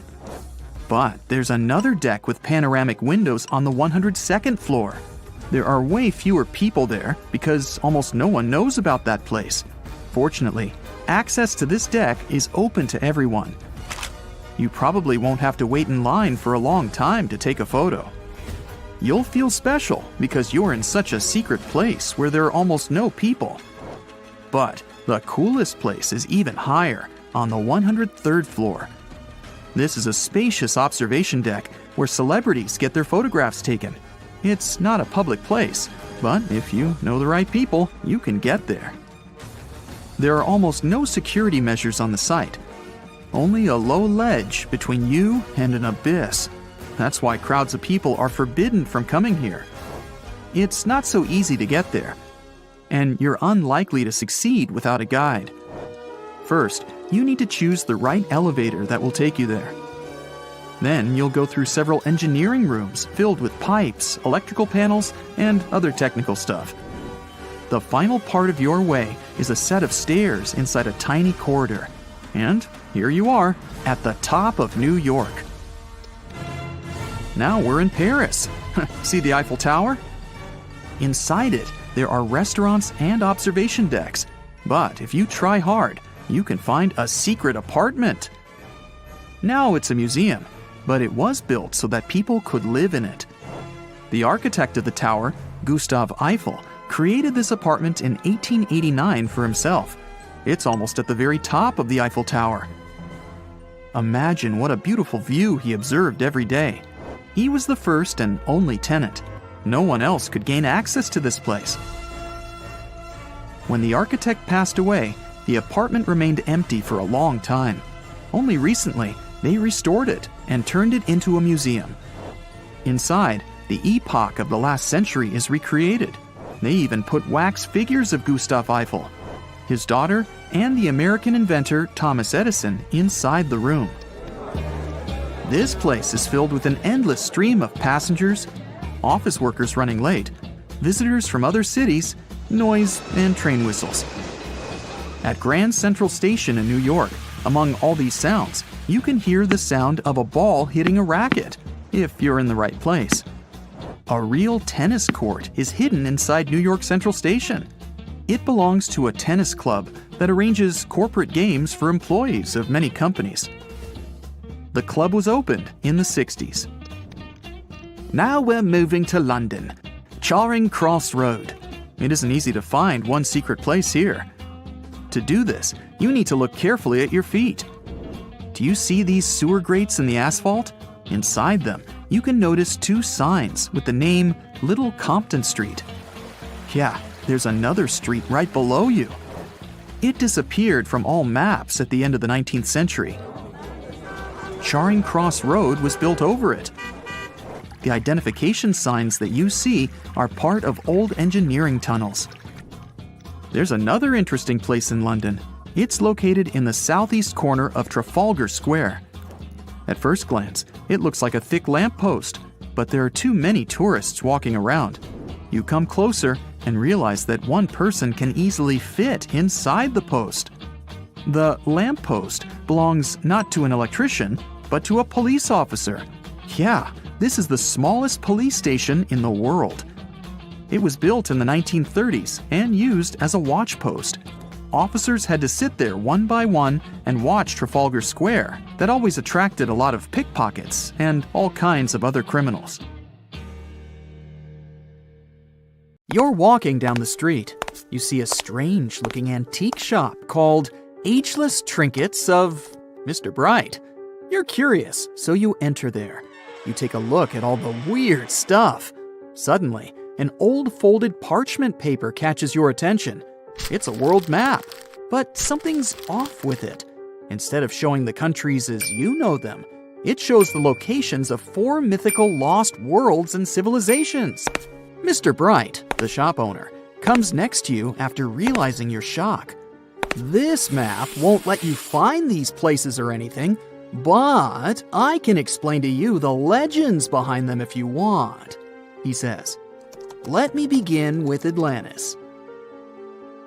You might know it as Aquaman's underwater kingdom, but Atlantis, the fictional island, was actually first introduced in 2 of Plato's works. According to him, Atlantis was a highly advanced civilization that existed about 9,000 years before his own time, and its story had been passed down by poets, authors, and others. He wrote about Atlantis and its citizens to give a moral lesson and to teach about the dangers of arrogance, as well as the eventual downfall of those who are after too much power. In his dialogues, Plato stated that Atlantis was a great and powerful empire that was respected in all parts of the world. It was founded by beings who were half deities and half human, and became a great naval power after a while. Being an island filled with gold, silver, and other precious metals certainly helped their case. But besides that, it was also known for its breathtaking architecture and state-of-the-art technology, as well as its countless rare and exotic wild animals. Atlanteans were proud of their great achievements and the perfection of their civilization, but their excessive pride was going to bring their downfall. They believed they were so superior that they could gain control over any nation. This led them to launch a series of invasions. They conquered many of the Mediterranean lands, but when it was time to enter Athens, Athenians pushed back with an extraordinary force, so the Atlanteans were finally defeated. Plato stated that deities then got angry at Atlanteans because of how wicked, greedy, and immoral they became. So they punished them by sending earthquakes, which caused Atlantis to sink beneath the sea. Although the earliest written records of Atlantis were Plato's works, some people still believed his story to be based on truth and tried to identify the island of Atlantis with actual countries. Some people suggested it may have been located in the Mediterranean Sea, near the coast of Spain or Italy. Others thought it may have been located in the Caribbean, off the coast of Central or South America, but there was no solid evidence to support any of these claims. One theory, in particular, seemed more plausible than the others, though. Located in the Aegean Sea, the island of Santorini was the home of a highly advanced Minoan society. However, due to a huge volcanic eruption, it was destroyed about 3,600 years ago, causing the Minoan civilization to suddenly disappear. These similarities between the fictional Atlanteans and the historical Minoans made Santorini a good candidate for the speculations. Yet again, there were still major flaws with it, such as how the time when Plato said Atlantis was destroyed doesn't coincide with the time of Santorini's eruption. So Atlantis still continues to be regarded as nothing more than a popular legend in the scientific world. Now, let's move toward the northeast direction on the map, Mr. Bright says. According to Celtic Breton mythology, there once was a magnificent city called Ys, also known as Caris, that towered over Douarnenez Bay in France's Brittany region. It was the most wealthy city in the entire Atlantic. It was especially famous for its beautiful gardens and buildings, and its citizens were all living comfortably and happily there. Dahut, who was King Bradlon's daughter in Breton legends and literature, had a deep love for the sea. She begged her father to build a city at the edge of the sea, and that is how the city of Ys was established. Little did she know that she would be the one responsible for the destruction of her father's beloved gift. You see, since the city was surrounded by the sea, it needed to be protected by a dike equipped with floodgates, and these gates could only be opened at low tide. And the only one who had the keys to these gates was the king himself. One day, a handsome red knight arrived at the city, but couldn't pass the gates. Dahut was so taken by him that she wanted to let him in. She knew that her father was the keeper of the only key to the city, so she sneaked into his room and stole it from him. Then she gave it to the Red Knight so that he could enter the city and they could be together. However, the Red Knight turned out to be the Prince of Darkness, and he intentionally left the gate open to the raging sea. The waves soon swallowed all of Ys. King Gradlon was able to escape on his magical horse, but Dahut couldn't. She turned into an evil mermaid who lured sailors into the sea. Today, if you go to Quimper, a city in Brittany, northwest France, you can find the statue of King Gradlon riding on his horse. Although the city of Ys is a legend, Brittany coast locals believe that on the days when the waters are calm, you can still hear the tolls of the city bells deep under the sea, if you listen carefully. Mr. Bright then points at the Indian Ocean on the map and says, "Now, have you heard about Lemuria?" Back in the mid-1800s, a few scientists suggested that there was once a continent that existed in the Indian Ocean, somewhere close to the south of modern-day Sri Lanka. The first one to popularize this theory was the British lawyer and zoologist Philip Lutley Sclater. In his paper, The Mammals of Madagascar, he stated that he found lemur fossils in India, and not in Africa. However, this discovery was extremely shocking to him because of the fact that lemurs' original homeland, Madagascar, is much closer to Africa. He proposed that this was possible only if some larger continent connected the two once. He stated that this continent must have eventually sunk to the ocean floor. He then named it Lemuria, and hence the theory was born. People who came after Sclater took his theory a step further and thought that Lemuria was also the home of an extinct race of humans called Lemurians, who had 4 arms and enormous bodies, and were also the ancestors of modern-day humans, as well as lemurs. Of course, as new scientific discoveries were made on plate tectonics, evolution, and the study of DNA, the theories regarding the fictional continent called Lemuria were debunked. The last fictional land on the map is Agartha, Mr. Bright says. Taking its roots from Eastern mysticism, one legend says there's a kingdom called Agartha that is located deep beneath the surface of the earth. It's where all 4 corners of the world are connected by paths and tunnels. It is said that there's a secret entrance into Agartha hidden in the Gobi Desert, and it's built by Agarthans themselves using advanced technology that can't be detected by us, the surface folks. According to some beliefs, Agartha exists to counterbalance the energies of those who live above the surface. While we live in a state of rush and heightened emotions, this world beneath us is the total opposite. Some even say that those who escaped Atlantis fled here to continue their lives inside the Earth's core. And yet, others think it's actually a land that's crawling with all kinds of monsters. But there's no need to be scared, since modern science proved Earth's core is not actually hollow and is a solid hot iron ball. So you can cancel your journey plans to the center of the Earth if you've made any. Thanks, Mr. Bright. There are mysterious plasma bubbles floating around the pyramids of Giza. As bizarre as that might sound, let's get one thing clear right off the bat. There's nothing extraterrestrial going on here. Plasma bubbles are those weather anomalies that form in a layer of Earth's atmosphere called the ionosphere. This is an invisible layer surrounding our planet that stretches roughly from 50 to 400 miles above Earth's surface, right at the edge of space. In this layer, the sun, being the giant hot power that it is, basically cooks gases, splitting them into electrically charged particles called plasma. Here's where it gets interesting. At night, especially near the equator, these charged particles get disturbed, and when a bunch of them suddenly vanish at the same time, it forms what we call a plasma bubble. Imagine it like a big empty pocket where the plasma is missing or its quantity is lowered. But it's only considered a plasma bubble if this phenomenon occurs on a large scale, typically around 62 miles in size. If you're already packing your suitcase for Egypt and have put binoculars to look at the tips of the pyramids, I'm sorry to say that we can't see these plasma bubbles with the unaided eye. It's all happening way above our heads, completely invisible to us. Scientists need to use special equipment, like the Latitude Long Range Ionosphere Radar, or LARID, to detect these bubbles.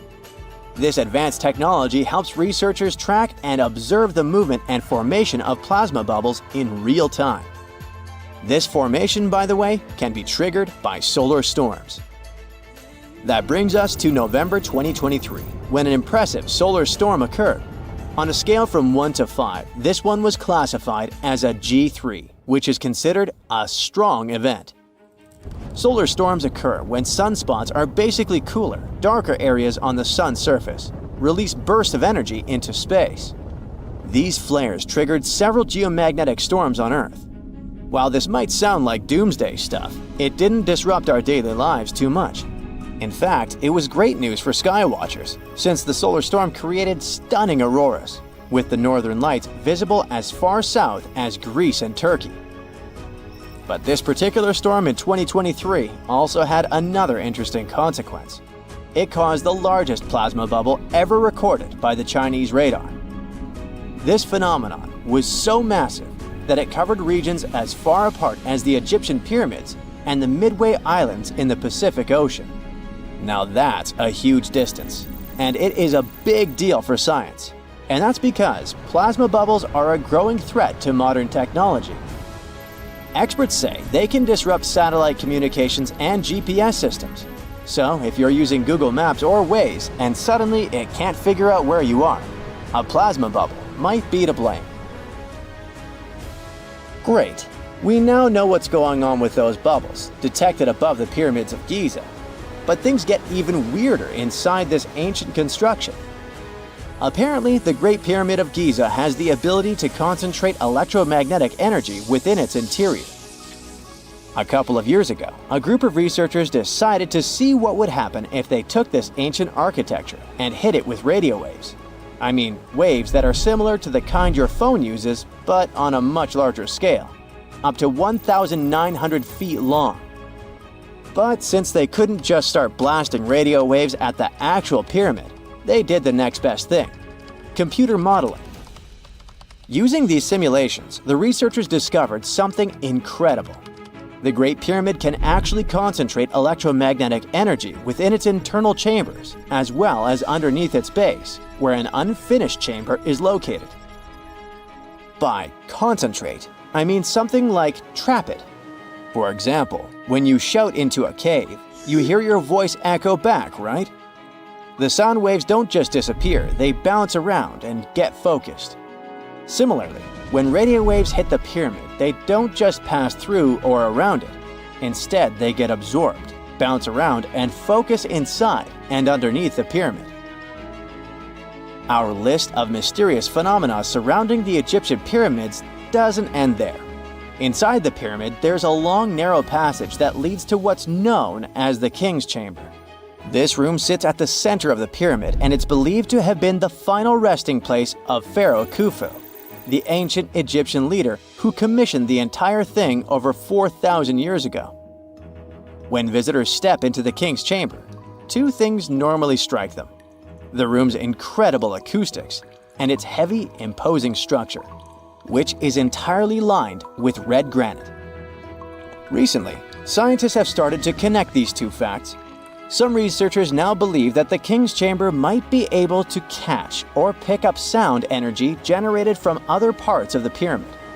In other words, this room might have been designed to amplify sound in a way that no other chamber in the pyramid can. To test this theory, researchers conducted an experiment where they sang in the Queen's Chamber, which is located directly below the King's Chamber. Here's where it gets wild. The music couldn't be heard in the lower underground rooms of the pyramid, but it sounded loud and clear in the King's Chamber.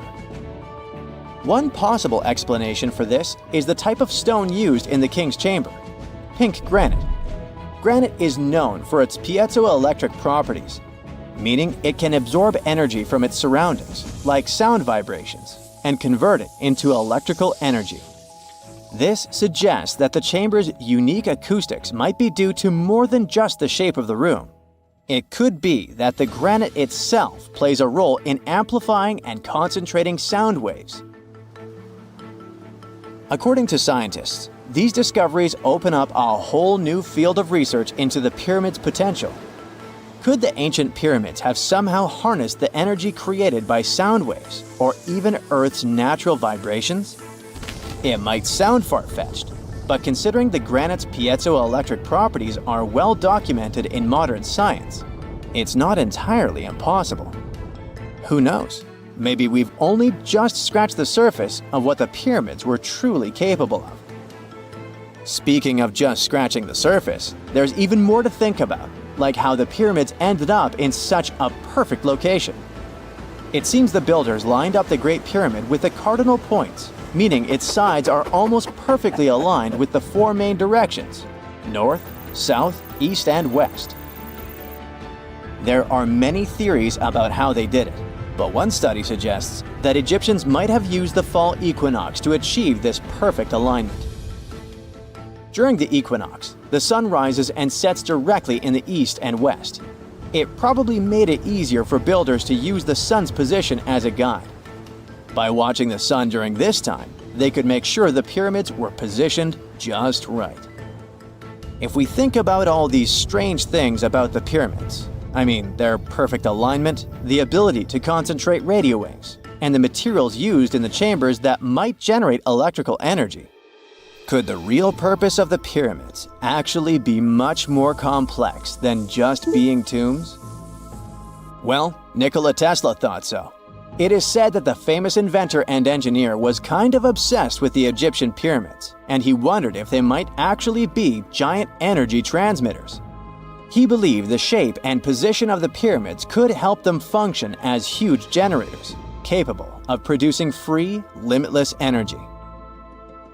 Some researchers agree with Tesla and believe that these massive monuments might have been designed as giant power plants. According to their theory, builders could have figured out how to move ions, those electrically charged particles in the atmosphere, by placing materials like copper, gold, and silver around the pyramids. So, it's definitely possible that the ancient Egyptians created a sustainable, renewable power source. Although this is a very interesting thought, we haven't been able to confirm this theory, and the true purpose of the pyramids remain one of humanity's biggest mysteries. It's nighttime, and you're about to walk inside Pharaoh Tutankhamun's final resting place. You know, King Tut. You don't have a torch, but at least you came with a flashlight. You walk down several flights of stairs and observe how the walls are carved in hieroglyphics and what looks like a spell. Those who take anything from this place will be doomed for life, the spell says. Even if you don't really believe it, this scares you a little bit. You find a huge stone door. Is it a trap? You manage to open it, but oh no, it's only an empty chamber. You check your map. It seems like you're heading in the right direction. After what feels like hours, you realize you must be trapped inside a labyrinth. You try to retrace your steps, but you can't find the door where you came in from anymore. That's it, you think to yourself. You've fallen for the Pharaoh's trap. What's worse, you didn't bring a lunch. Okay, so we've all seen Hollywood movies where the main character is exploring ancient ruins and faces some seriously dangerous traps, right? We've been told Egyptian royalty protected their final resting places with venomous scorpions and snakes, sliding doors that will trap you for life, and giant rolling boulders that will crush anyone on their paths. The thing is, were these traps truly real? Well, I regret to be the one to break it to you, but this is all fiction. These elaborate traps were too technologically advanced for ancient civilizations to pull off. That is not to say, however, that there weren't any traps at all. Ancient civilizations, like the Egyptians and the Mayans, are known for their practice of building entire monuments dedicated to the ones who had passed away. These structures would often reflect the position of person occupied in society. So, for the really important people, the VIPs of their times, massive monuments were built to host their bodies long after they were gone. Some of these civilizations believed that a person's life would continue on the other side of the veil. For that reason, a person would be buried together with the belongings of their current life. If they had a lot of money and power and stuff, that meant their resting places would be filled with riches and gold. Now imagine if you lived in ancient Egypt and you knew exactly where all the pharaohs' tombs were located and had heard rumors of the amount of wealth kept in these places. Maybe you would be tempted to go check it out, right? We're talking about large rooms filled from floor to ceiling with golden artifacts, jewels, and even money. I mean, it does sound tempting. And since there weren't any security guards protecting the entrance of these places, Egyptians needed to get creative as to how they would protect these riches. These old civilizations found some traps to be useful. A recurring one was building empty rooms inside the monument to confuse a burglar. Now, let's take a look at Amenhotep III's final resting place as an example. It was built in the city of Luxor, in a spot also known as the Western Valley of the Kings. Two French engineers originally discovered the monument between 1905 and 1914 CE. The structure is huge and has more than 10 chambers, connected by long corridors and steep stairways. The King's Chamber is the most hidden one, and for an outsider to try and find it, they will probably enter a lot of empty rooms beforehand. Other pharaohs tried to protect their riches by commissioning monuments with false doors concealing pits that were up to 20 feet deep. This way, an unwarned and unwanted visitor would be surprised by the deep hole on their way to the king's resting chamber. Alongside false doors, pharaohs made sure to build labyrinth-style corridors and false walls. This way, robbers could take hours or days before they found the king's real chamber. As to pits with poisonous snakes on them, if there were any reptiles inside these monuments, they probably got inside on their own and would most likely not stay there for long. There is no way snakes would survive years and years without food inside these pits. So yes, another Hollywood-induced belief right there. If these traps seem boring to you, archaeologists did find an interesting deterrent in the final resting place of the Red Queen of Palenque in Mexico. Palenque was one of the most powerful Mayan cities in pre-Columbian Mexico, and the Red Queen was believed to be the grandmother of the last Mayan king, undoubtedly a person of immense importance to the empire. In her honor, a huge monument was built to keep her body after her passing. The discovery of the tomb itself was already thrilling.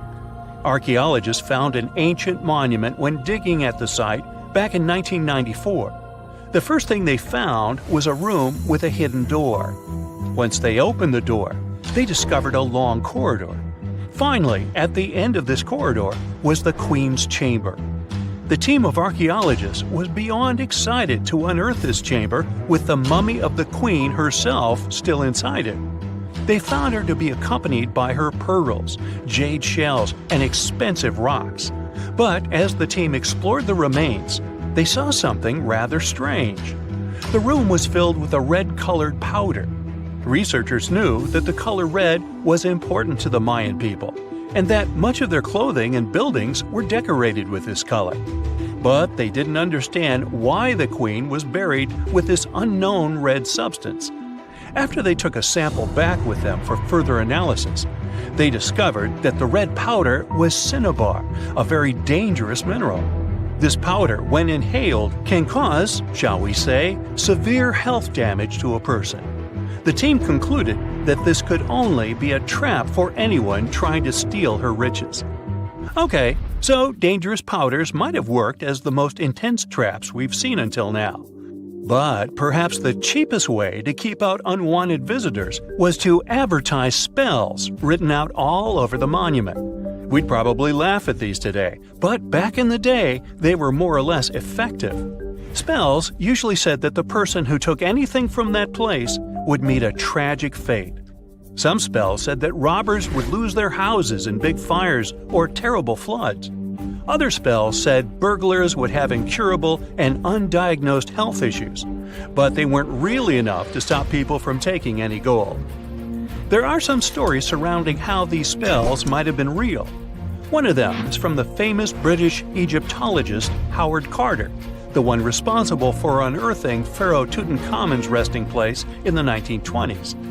After months of unsuccessful digging, Carter discovered the tomb's existence by chance. He found the entrance to a stairway right beneath the soil where he had been searching all those months. With the help of a team, he cleared the piles of sand blocking the stairs and discovered a doorway. The door had several royal symbols carved into it, and Carter knew this could only mean a very important person had been buried there. And he was right. With a chisel, he made a hole in the top left-hand corner of the doorway and lit his vision with the help of a candle. He couldn't believe what he was seeing, the reflection of several golden and jeweled items crowding the chamber before him. Lost for 3,000 years, Carter had just discovered the final resting place of King Tut. But the story didn't finish here. This discovery was accompanied by a series of unfortunate events that led people to believe it had something to do with the pharaoh's spell. Carter himself mysteriously passed away just a few years later, and some of his assistants lost their houses in floods, just like one of the spells threatened. Some say it's just coincidental, as there's no real proof of these things being connected. Well, what do you think? Was this an effective trap after all? The first photograph was taken in 1826. Yeah, there I am, way in the background. I'm waving. From then on, we've had countless images taken all over the world. Back in the day, if you really wanted your portrait taken, you needed a painter to help you with it. You would have had to stand still for long periods of time, making sure the light was just right. And let's face it, those portraits weren't really as exact. Maybe you'd have asked for your eyes to be a bit brighter, or your lips a bit poutier. When it comes to famous people in ancient history, there's not much we can do in terms of photography. It's simple, there aren't any pictures or famous ancient people. We can try to imagine what they look like based on their paintings or on texts written about them by highly regarded scholars. Fortunately, more and more as years go by, this lack of knowledge will become a thing of the past. Enter forensic facial reconstruction. With the help of this amazing science branch, we can now have a better understanding of what ancient celebrities look like. But how are scientists able to do that, you might ask? Go ahead, ask. Turns out that a person's skull can tell a lot about their appearance. Everything from the brow bone to the distance between the eye sockets can showcase a realistic profile. Even the nasal chamber or the shape of one's chin can influence how your face will end up looking like. It's like the skull is a blueprint for the face. Using these bones, artists and forensic anthropologists can work together to reconstruct your appearance through the magic of forensic facial reconstruction. It's like real-life detective work, but with more clay and less drama. Now, I guess you're thinking, how correct can these reconstructions really be?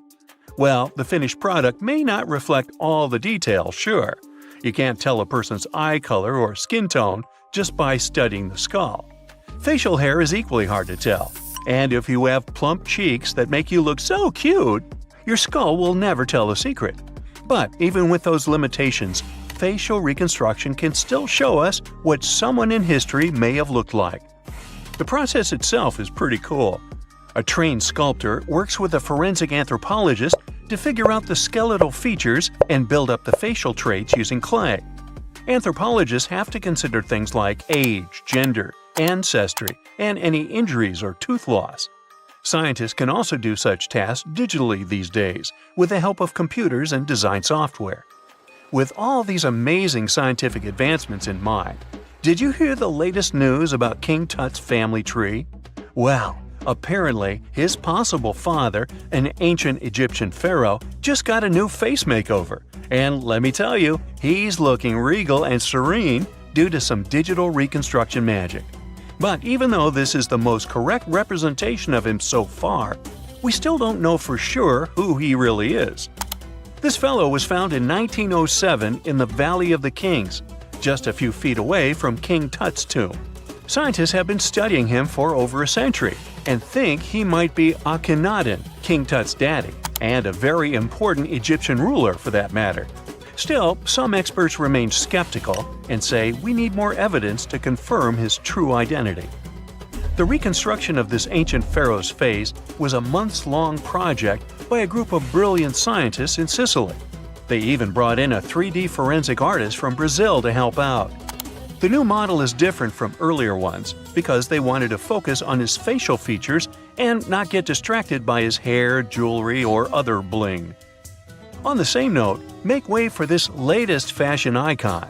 No, it's not some famous model. It's a hunter-gatherer woman who lived in Sweden 7,000 years ago. And boy, is she fierce-looking in her new reconstruction. She's rocking a feather cape, a slate necklace, and a belt made from 130 animal teeth. Talk about being fashion-forward or backward. Plus, her dark skin is painted with white patterns, making her look like a true work of art. But don't be fooled by her stunning appearance. This woman was more than just a pretty face. She was buried upright in a location dating back to 5500 BCE to 4600 BCE. And her rich jewelry tells us that she was important in her local community. Thanks to the work of an archaeologist and sculptor, we can now see what this ancient woman looked like. They used a CT scan of her skull to piece together her face muscle by muscle, creating a unique expression. It's like making eye contact with the past. While we may never know for sure what her role was in her community, her intricate surroundings suggest that she held a special place for her people. Now, Otzi, the 5,300-year-old mummy from the Alps, also got a new makeover thanks to this amazing technology. He didn't go to a plastic surgeon if that's what you're thinking. Two Dutch brothers used their skills in forensic science and artistry to recreate his face for a new exhibit in Italy. Otzi was found in 1991 by hikers who stumbled across his mummified and frozen remains in the mountains near the Italian-Austrian border. He's been around longer than Stonehenge or the Pyramids of Giza.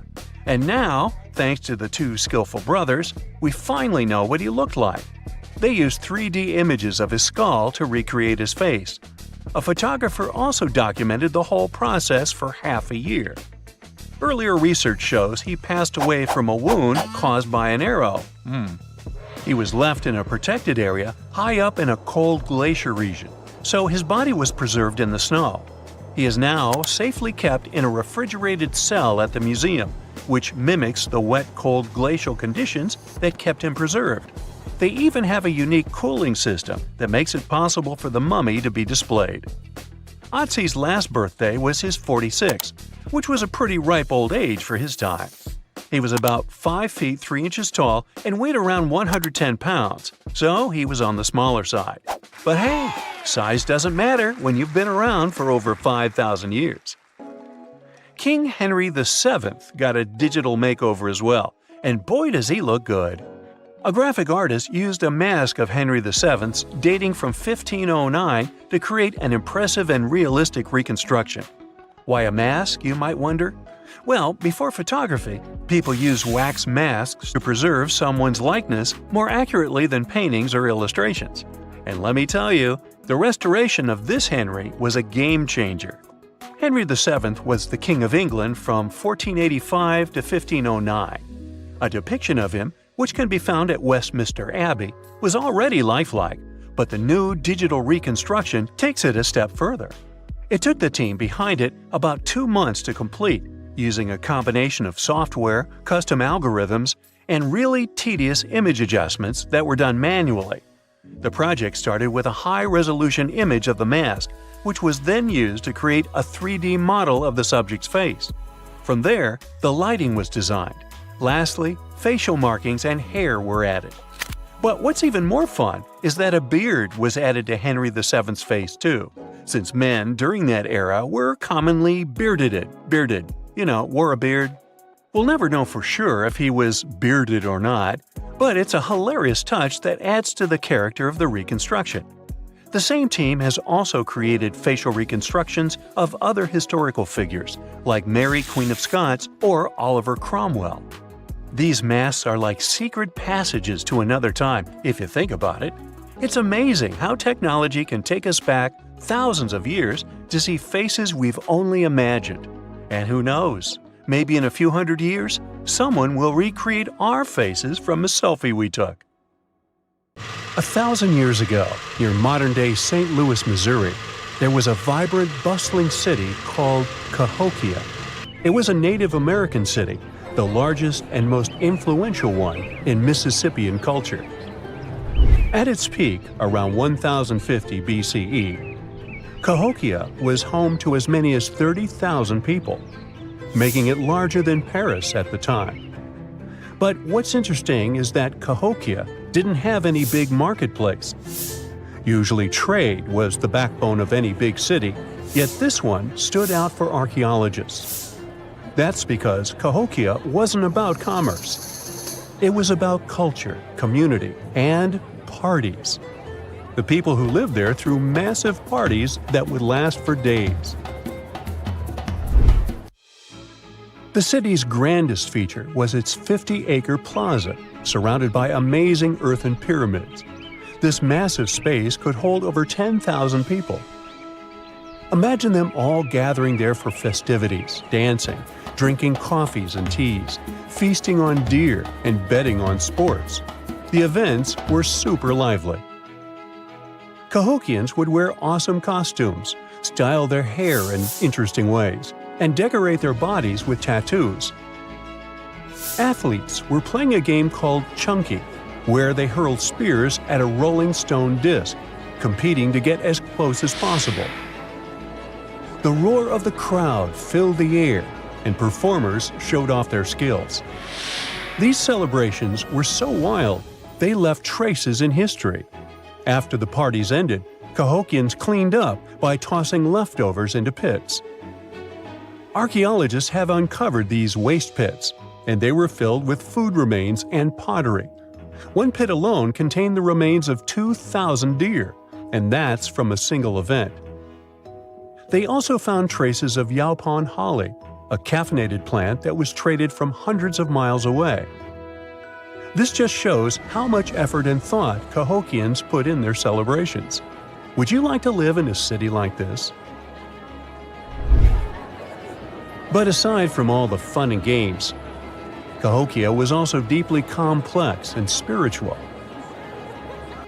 The city was built on a landscape that mixed dry land with swampy patches. Many people believe that this symbolized the connection between the world of the living and the dead. The people of Cahokia saw their city as a bridge between these two realms. They built earthen mounds, both for ceremonies and rituals, and as construction support. These mounds rose from the swampy areas. Meanwhile, people settled in the drier spots. Elevated pathways connected these neighborhoods, creating a physical link between life and death. Isn't it sad that some ancient metropolises that rival modern cities in scale just disappeared?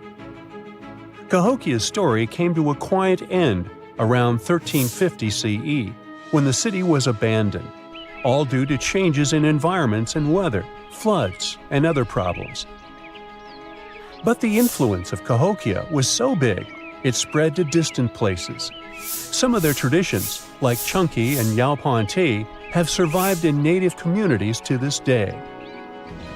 Today, Cahokia is a UNESCO World Heritage Site, and it's not the only megacity we lost. About 5,000 years ago, people in the Indus Valley built some of the world's first cities. Mohenjo Daro was an ancient city in what is now Pakistan. The city was built around 2500 BCE, and back then, it was a thriving hub of the Indus civilization. Sure, it was much smaller than modern cities, but it was quite huge at the time, around 40,000 inhabitants. It looks like the locals were crazily strict and disciplined people. The city's planning and organization were incredible. It was laid out in a grid pattern. Streets and important buildings aligned along the north-south axis, probably to match the movement of the sun and moon. They also built one of the most advanced systems for water and waste management of their time. The city had about 700 wells. Nearly every house had its own. Most homes also had private bathrooms with drainages and even underground sewers. This shows how skilled these people were at staying clean. And with all this discipline, it looks like there were no kings, queens, or even a central government. They could still have some authority, like local elites or elected officials, just not a classic strict monarchy or religion. Instead, people there cared about simplicity and order. They basically managed themselves, having standardized ways of doing things, from the way tools and potteries were made to how they traded. Which is why, unlike many other cities, Mohenjo Daro didn't have grand palaces, temples, or monuments. Instead, they had public areas known as citadels. People gathered at citadels for rituals, meetings, and storage of grain. And it seems like this way of life worked perfectly. Scientists found some seals and weights, which means the economy was well regulated. Archaeologists found some intricate artifacts like ivory, lapis lazuli, carnelian beads, and gold jewelry. Another famous find is the small bronze statue known as the Dancing Girl, which was discovered in 1926. Mohenjo Daro wasn't poor at all. And they also pulled off some awesome buildings. Staying clean was clearly way more important to them than displays of wealth or power. So they created the Great Bath, one of the most famous structures in the city. It's a large, watertight pool built with baked bricks, perched on a mound of earth, being almost a religious place, the closest thing they had to a temple. Meanwhile, the city itself was built on a series of mounds. They grew taller over the centuries as people added new houses and structures. Why did the city fail? No one really knows. There's something mysterious about the sculptures archaeologists found. Many of them seemed intentionally broken. This means the city's later inhabitants, maybe invaders or something, destroyed them for some reason. Some scientists think that the Indus River may have shifted course, disrupting agriculture and trade. But there's no evidence of a flood or any big event like this. It just seems like, over time, the entire Indus civilization just gradually faded away. By 1900 BCE, the culture had shifted and didn't leave much behind. Let me tell you now about the ancient city of Kos, which is located where the modern town of Kos now stands in Greece. Imagine arriving by sea, and the first thing that hits you is the sheer grandeur of its agora, this massive public square built with stones in different colors, laid out on terraces that rise above you. It was one of the biggest in the ancient world, and it made a great impression on anyone approaching the city.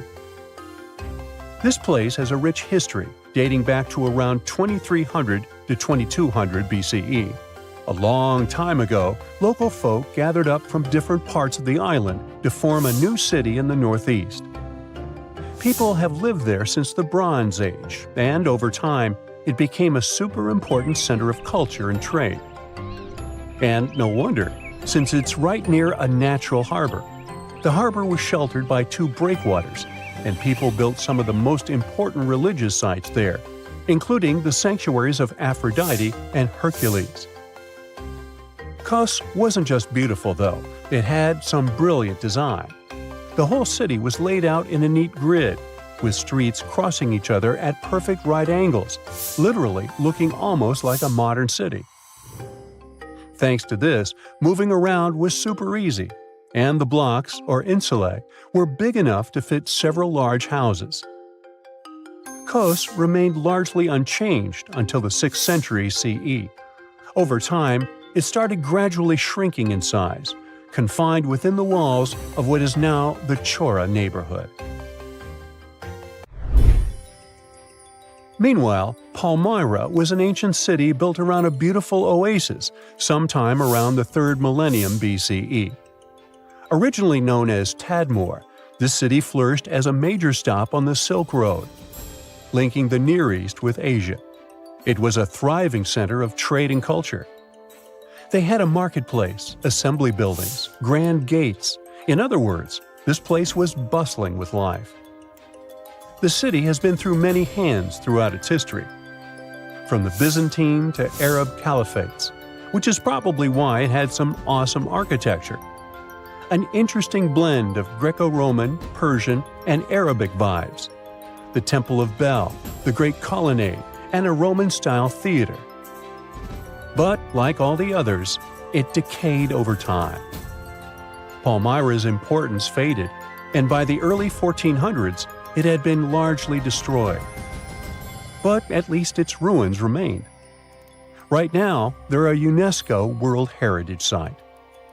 Back in December 2012, a lot of people were freaking out over the idea that the world might end in some catastrophic event. And it was all thanks to the famous Maya calendar. This ancient way of tracking time had been the subject of endless speculation. But one of its biggest mysteries was definitely an 819-day count found in some versions of the calendar. No one could explain why it was there or how it worked, until recently, when a group of researchers from Cambridge might have finally cracked the code. First things first, how does the Maya calendar work? So the system the Maya civilization used to track days was based on something we now call the calendar round. Think of it like 3 interlocking gears. These are 3 cycles working together. The first is a 365-day solar year, known as Hab. The second is a cycle of 20 names. And the third is a cycle of 13 numbers, which forms a 260-day sacred calendar, called Solkin. Just like we'd say something like December 25th, 2025, they named their days based on how these three cycles lined up. For example, here we have the day 3 Manik and the 14th of the month Hop. It takes 52 years for the three cycles to align in the same way again. After that, the days start repeating. But this is where things start to get more complicated and mysterious. On some Mayan monuments, we have also found enigmatic inscriptions pointing to the existence of another cycle, the 819-day count. There are about 20 examples of these inscriptions, mostly found in places like Palenque and Yaxchilan in Mexico. So it didn't seem random at all, and this calendar must have been hiding a big secret. Early research showed that the 819-day cycle was represented by one of 4 colors and the cardinal directions associated with them. Black was tied to the west, red to the east, white to the north, and yellow to the south. Researchers also discovered that this period of time could be broken down into 3 smaller cycles. One of 9 days, one of 7 days, and one of 13 days. Multiply them together, and you'd get 819 days. Pretty cool, but why did they do that? This color scheme and the 3 cycles seemed like a basic level of interpretation, and experts were pretty sure its real purpose was still hidden from us. Another thing researchers noticed is that this strange count of days was mostly shown using a Y glyph, followed by a number. But in some cases, they also added a glyph representing Kawil. This was a powerful Maya deity, often associated with creation and lightning.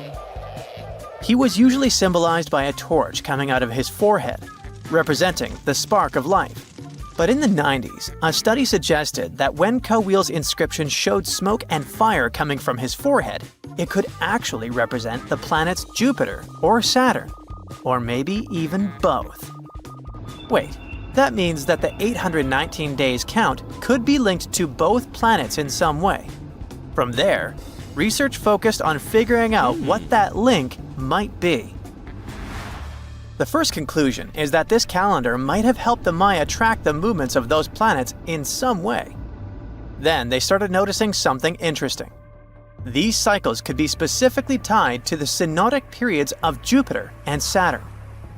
By synodic periods, we mean the time it takes for a celestial body, like a planet, to return to the same or nearly the same position as seen from Earth. While this possibility was pretty exciting, something didn't quite add up. Each planet moves very differently, and trying to fit multiple planets into an 819-day span just didn't seem to work. In other words, this 4-part color-coded calendar system was simply too short to align perfectly with the synodic periods of the visible planets. So it looks like we're back to square one. This mystery had people scratching their heads for ages, until 2023, when specialists realized they might have been looking at it all wrong. Researchers actually needed to shift their perspective. Instead of seeing this system as 819 days, they needed to consider the number as representing timelines. And this period of time could be just a small part of a much, much bigger calendar. You see, as we said earlier, this cycle seemed to track the period when a planet became visible to people on Earth. To prove that these 819 cycles were timelines, not actual days, researchers needed a planet that could serve as a starting point to back up their theory.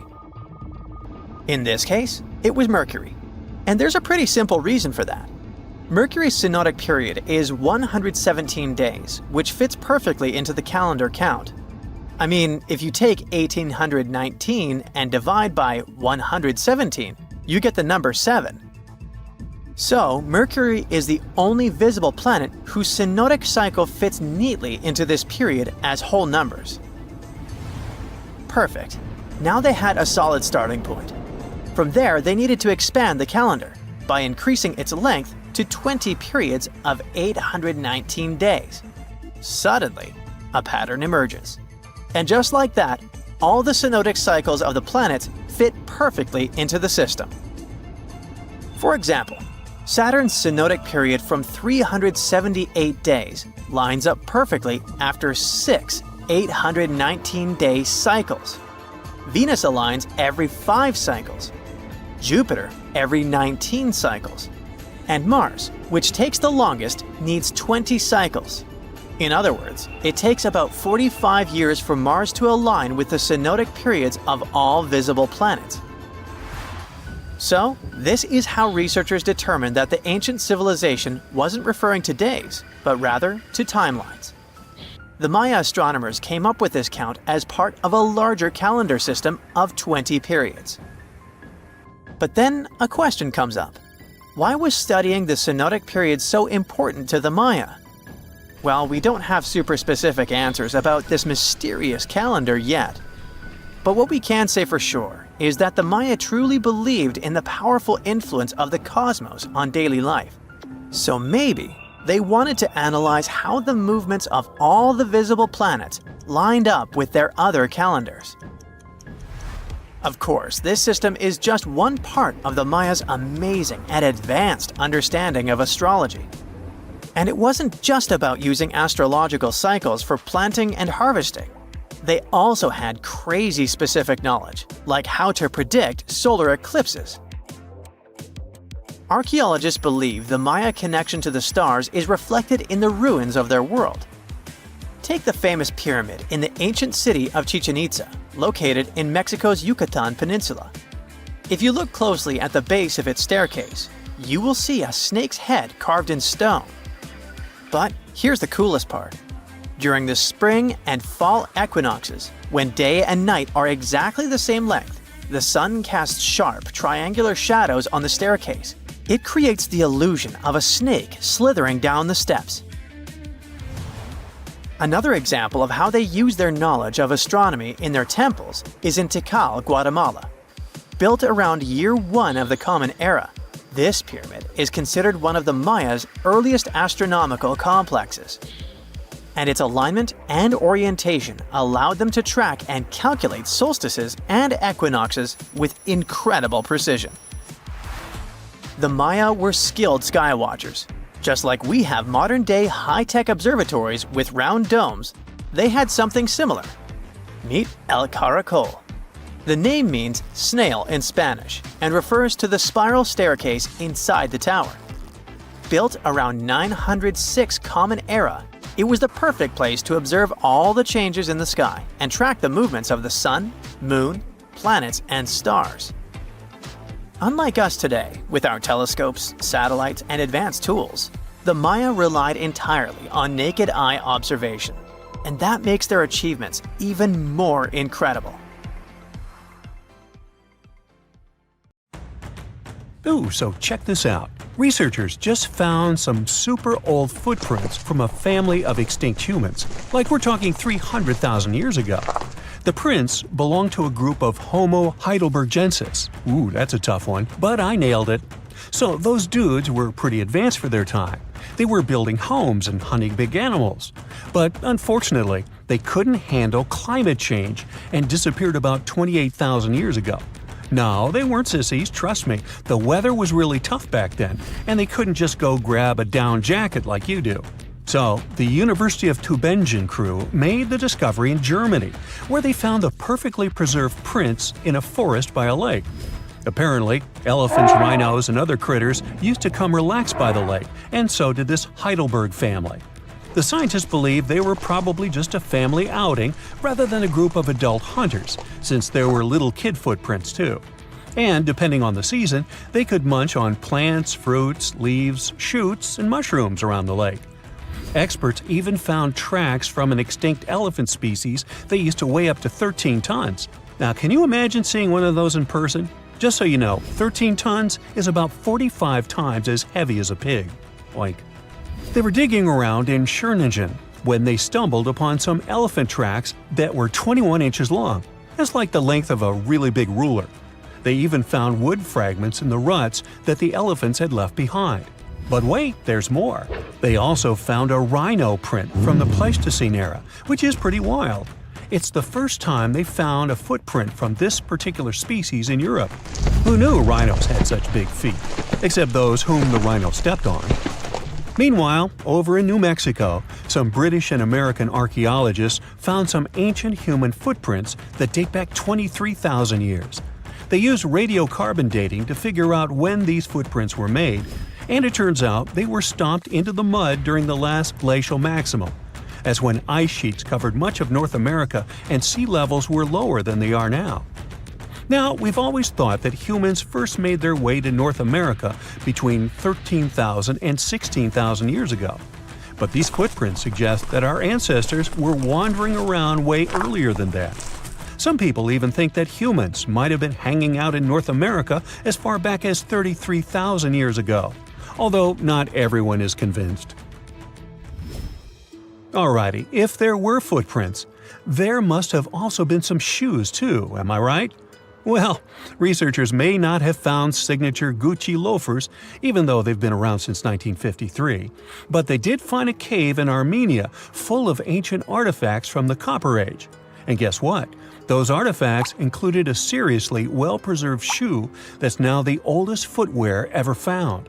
That footwear was made from a single piece of cowhide leather, which is pretty rare today, despite all the fancy schmancy technological upgrades we've got today.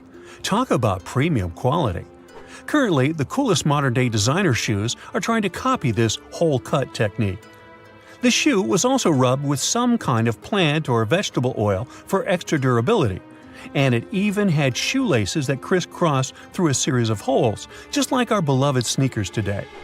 The shoe was about the size of a woman's US 7, so we're guessing it was tailor-made for some fancy pants wealthy person. Can you imagine rocking these feet whips back in the day? They were possibly the talk of the town. Now, since we're talking about shoes, have you ever had that gross feeling when you step in something sticky? Especially if you're wearing a brand new pair of white sneakers? No, not what you're thinking. I'm talking about chewing gum. It's a total buzzkill to have it stuck to your shoe. A super cool British archaeology student named Sarah Pickett found a 5,000-year-old piece of Neolithic chewing gum made from birch bark tar while on a dig in Finland. It even had tooth marks in it. Who knew our ancestors were into chewing gum too? Apparently, birch bark tar has antiseptic properties, so it's believed that Neolithic peeps chewed it to help treat mouth and gum infections. So it looks like people have been spitting out gum since the beginning of time. Ah, what a tradition. Prehistoric designers had way more than just shoes to offer to prehistoric fashionistas. You're not going to find such a statement piece in the mass market, and I'm not sure about high-end boutiques either. Yep, it's supposedly the oldest purse ever found, and yep, those are dog teeth used as decorations for a handbag. According to one of the archaeologists, these teeth were all the rage back in 2500 BCE. People were putting them on everything, from clothes to jewelry. But this particular handbag was something special. It had over a dozen sets of teeth and was super fancy, which means whoever owned it was perhaps a VIP. Unfortunately, the purse itself didn't survive the test of time. All that's left are these teeth, pointing in the same direction and looking like a modern-day handbag flap. It must have been truly chic back in the day, but it's a good thing we've moved on to more humane materials for our accessories. Did you hear about the dino-sized discovery on Yorkshire's coast? Yep, sometimes scientists discover not human footprints, but dino footprints. This time, they found a record-breaking dinosaur print that could have been left by a predator taking a break 166 million years ago. Can you imagine a T-Rex lounging on the beach with a smoothie in hand? This 3-foot-long fossil, spotted in Burniston Bay near Scarborough, is the largest ever discovered in the region. The team of researchers who studied the track concluded that it was made by a giant carnivore like a megalosaurus. That's one big and hungry dino. The footprint is the largest made by a theropod, which is a group of bipedal dinosaurs that includes the infamous Tyrannosaurus rex. So, we're talking about some seriously big and scary creatures here. A paleontologist from the University of Manchester said the discovery had shed new light on the behavior of these carnivorous giants. Apparently, features of the footprint suggest that this large predator was squatting down before standing up. Maybe it was doing some yoga or taking a bathroom break. Who knows? Another archaeologist, Marie Woods, stumbled across the print while collecting shellfish on the shore. She said she couldn't believe what she was looking at. I mean, who would expect to find a giant dinosaur print while picking up some clams? It's lucky that Ms. Woods and Rob Taylor, a local fossil collector, rescued the fragile print from the shoreline. Experts warned that it was at risk of being lost to erosion or landslides. Now, plans are in motion for the footprint to go on public display at the Rotunda Museum in Scarborough. But there's some more dino-mite news. Several drought conditions in Texas have revealed ancient dinosaur footprints that are over 100 million years old. Multiple dinosaur tracks belong to the dinos were recently discovered at Dinosaur Valley State Park in northwest Texas. The droughts have caused a river running through central Texas to dry up almost entirely, which is how these prehistoric prints were finally uncovered. This guy was a real beast, measuring 15 feet and weighing in at 7 tons. It used to roam the area over 113 million years ago, according to the state park. About 60 prints from this dino have been revealed due to the drought, with an estimated 140 tracks from the dinosaur in total. But that's not all. Prints from Sauroposeidon were also discovered. This creature was a massive 66 feet long and weighed about 48 tons when fully matured. Experts believe that the Acrocanthosaurus preyed on Sauroposeidon, which explains why their prints were found together. There's a weird thing though.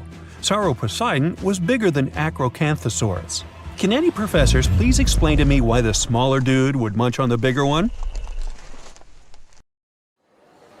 It's the first day of your long-awaited trip to the Amazon forest. You flew all the way to South America. More specifically, you landed in the city of Manaus. It's the heart of the Brazilian Amazon. So far, you've traveled by air, car, and now water. You are on a tiny boat moving through the dark waters of the Amazon River. Yes, the river is also called the Amazon. And just FYI, it's the second longest river in the world. It loses only to the Nile River in Egypt. The Amazon sprawls for an impressive 2,700 square miles, beginning in Peru and ending only when it meets the Atlantic Ocean off the coast of Brazil. To get a closer look at the forest, you decide to start by exploring it by boat. First up, you watch some piranha fishing. You can even try to catch one yourself if you like. As you may know, piranhas are carnivorous fish that inhabit the Amazon River, so it might not be your best option to go swimming in these waters.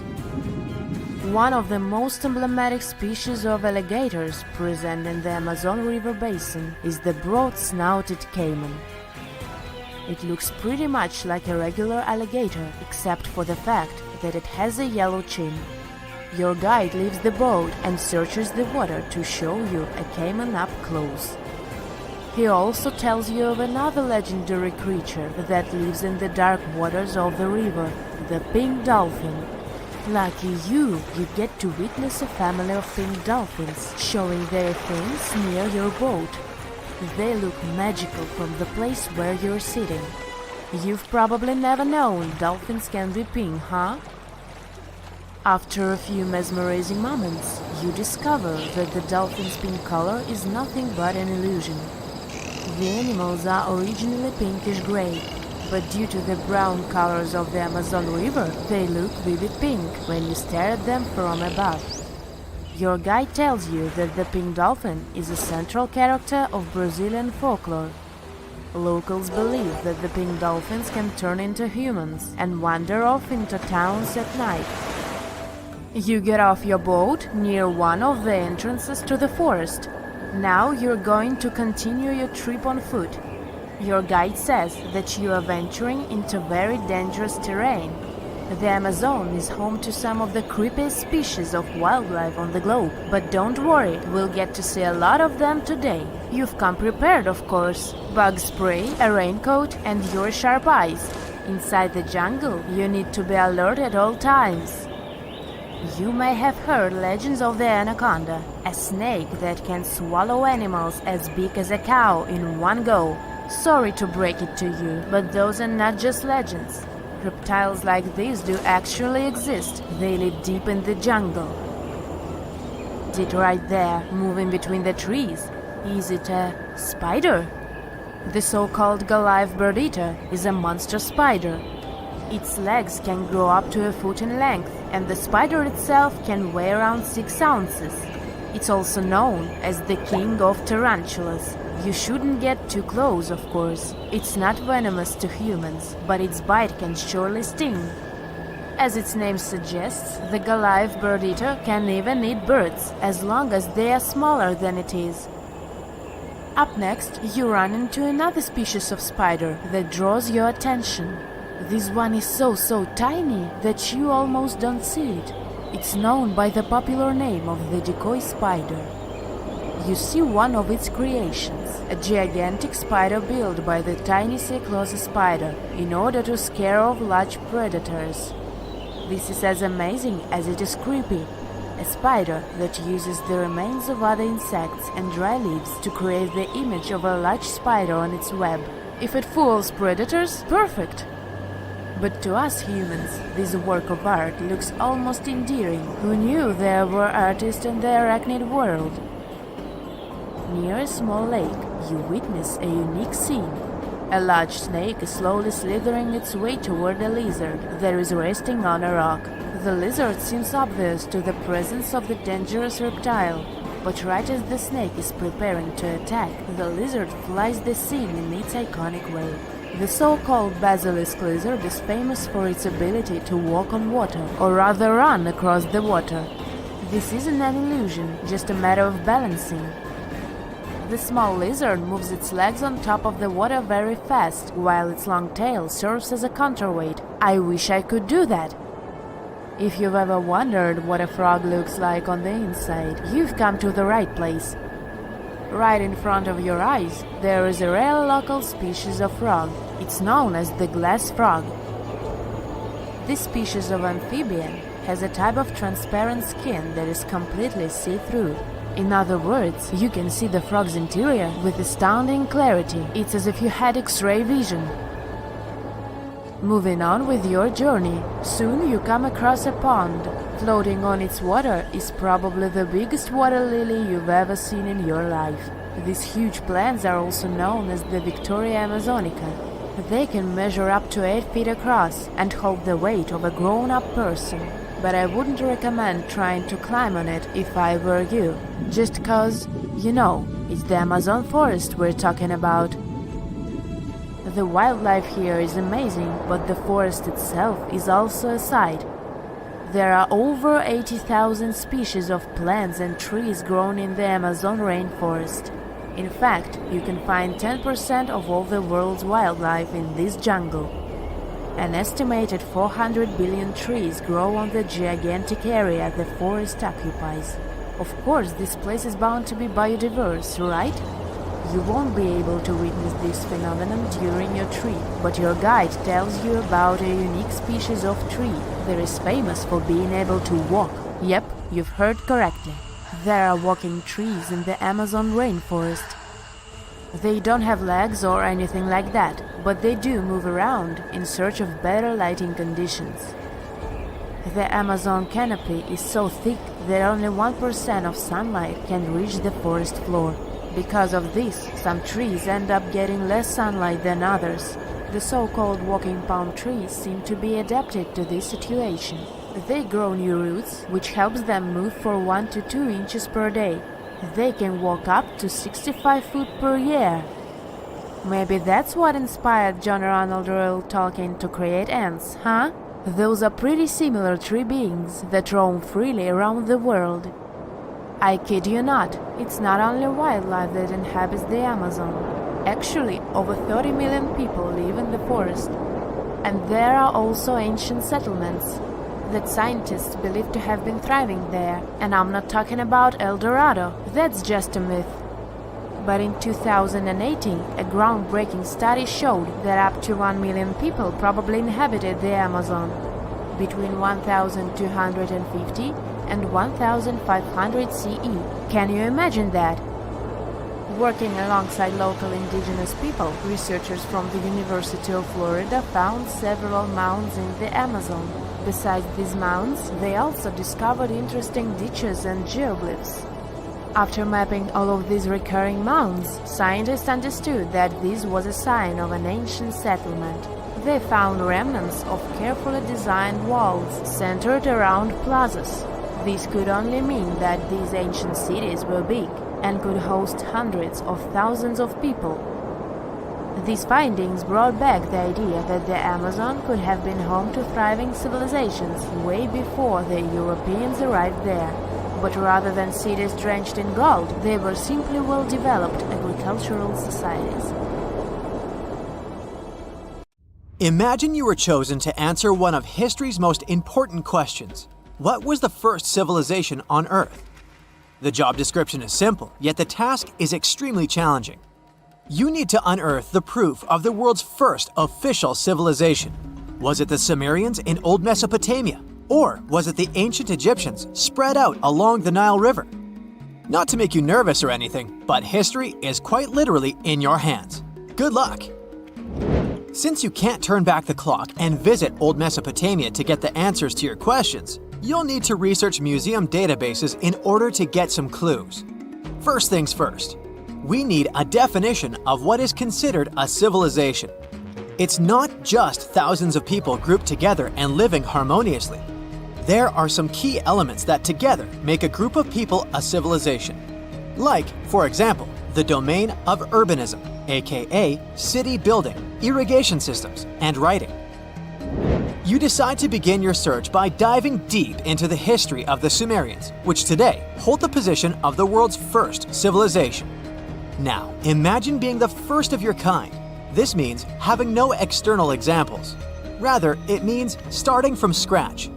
First thing you'll need? A piece of land. And since there were no active water companies in the world at that time, you'll need a piece of land with easy access to water. So, the Sumerians settled between two major rivers, known as the Euphrates and the Tigris in southern Mesopotamia around 5000 BCE. Fun fact, Mesopotamia translates to the land between two rivers. On a modern-day map, it's more or less where Iraq is situated today. Together with land, a civilization needs ways to get food. The Sumer civilization had to face a dry and hot climate, but they managed to make agriculture thrive in the region. By diverting river waters and creating reservoirs and dams, the Sumerians allowed for a series of settlements to emerge across Mesopotamian plains. The famous city of Babylon was one of them. You know, the city that supposedly had those hanging gardens? I say supposedly because no definitive proof of the real existence of this monument has ever been found. However, it was considered one of the 7 wonders of the ancient world, and cited as a remarkable feat of engineering in an ancient book published around 290 BCE. Although no record was found of the Gardens of Babylon, the Sumerians were recognized as extremely skilled builders. Their cities were filled with mud brick constructions, and the most impressive ones were known as ziggurats, stepped pyramids that were built for spiritual purposes. The Sumerians built a trade network to supplement scarce resources and started to exchange goods with civilizations rising nearby, like Anatolia and Egypt. The beginning of trade was what drove the Sumerians to develop what is believed to be the world's first writing system. It began as a simple system, likely dating back to 3400 BCE. In this system, each syllable was represented with a drawing. Later, it gradually evolved into a fully formed cursive writing system. Don't believe me? Take a look at this piece from the Babylonian times. This huge basalt plaque is called the Hammurabi Code. It's known to be humanity's first collection of written laws. As far as the story goes, it was carved in volcanic stone around year 1760 BCE. look at the precision of these carvings. It's quite astonishing. But the content is also surprising, since these 282 rules vary from commercial regulations to strict laws of justice. The thing is, historians don't have a consensus on whether the Sumerians were really the first ones to invent writing. Some think it might have been old Egyptians. Let's pause here. Ancient Egyptian settlements are believed to have started around the year 5500 BCE, which is earlier than the Sumer civilization. But remember I said a civilization needed a few things before it was considered as such. Ancient Egypt consisted of several smaller city-states, such as Memphis, Abydos, and Thebes, spreading out along the Nile River. It wasn't until 3000 BCE that Egypt was unified under one kingdom and lasted as an empire until nearly 1000 BCE. Although there is no consensus on this, some Egypt experts believed that it could have been Sumerian immigrants that founded early Egyptian settlements. The proof could be the presence of cylinder seals made of hard stone, something that was widely used in Sumer. These seals were used to guarantee authenticity in legal transactions, but it's hard to say whether this method was introduced by Sumerian immigrants or simply by trade.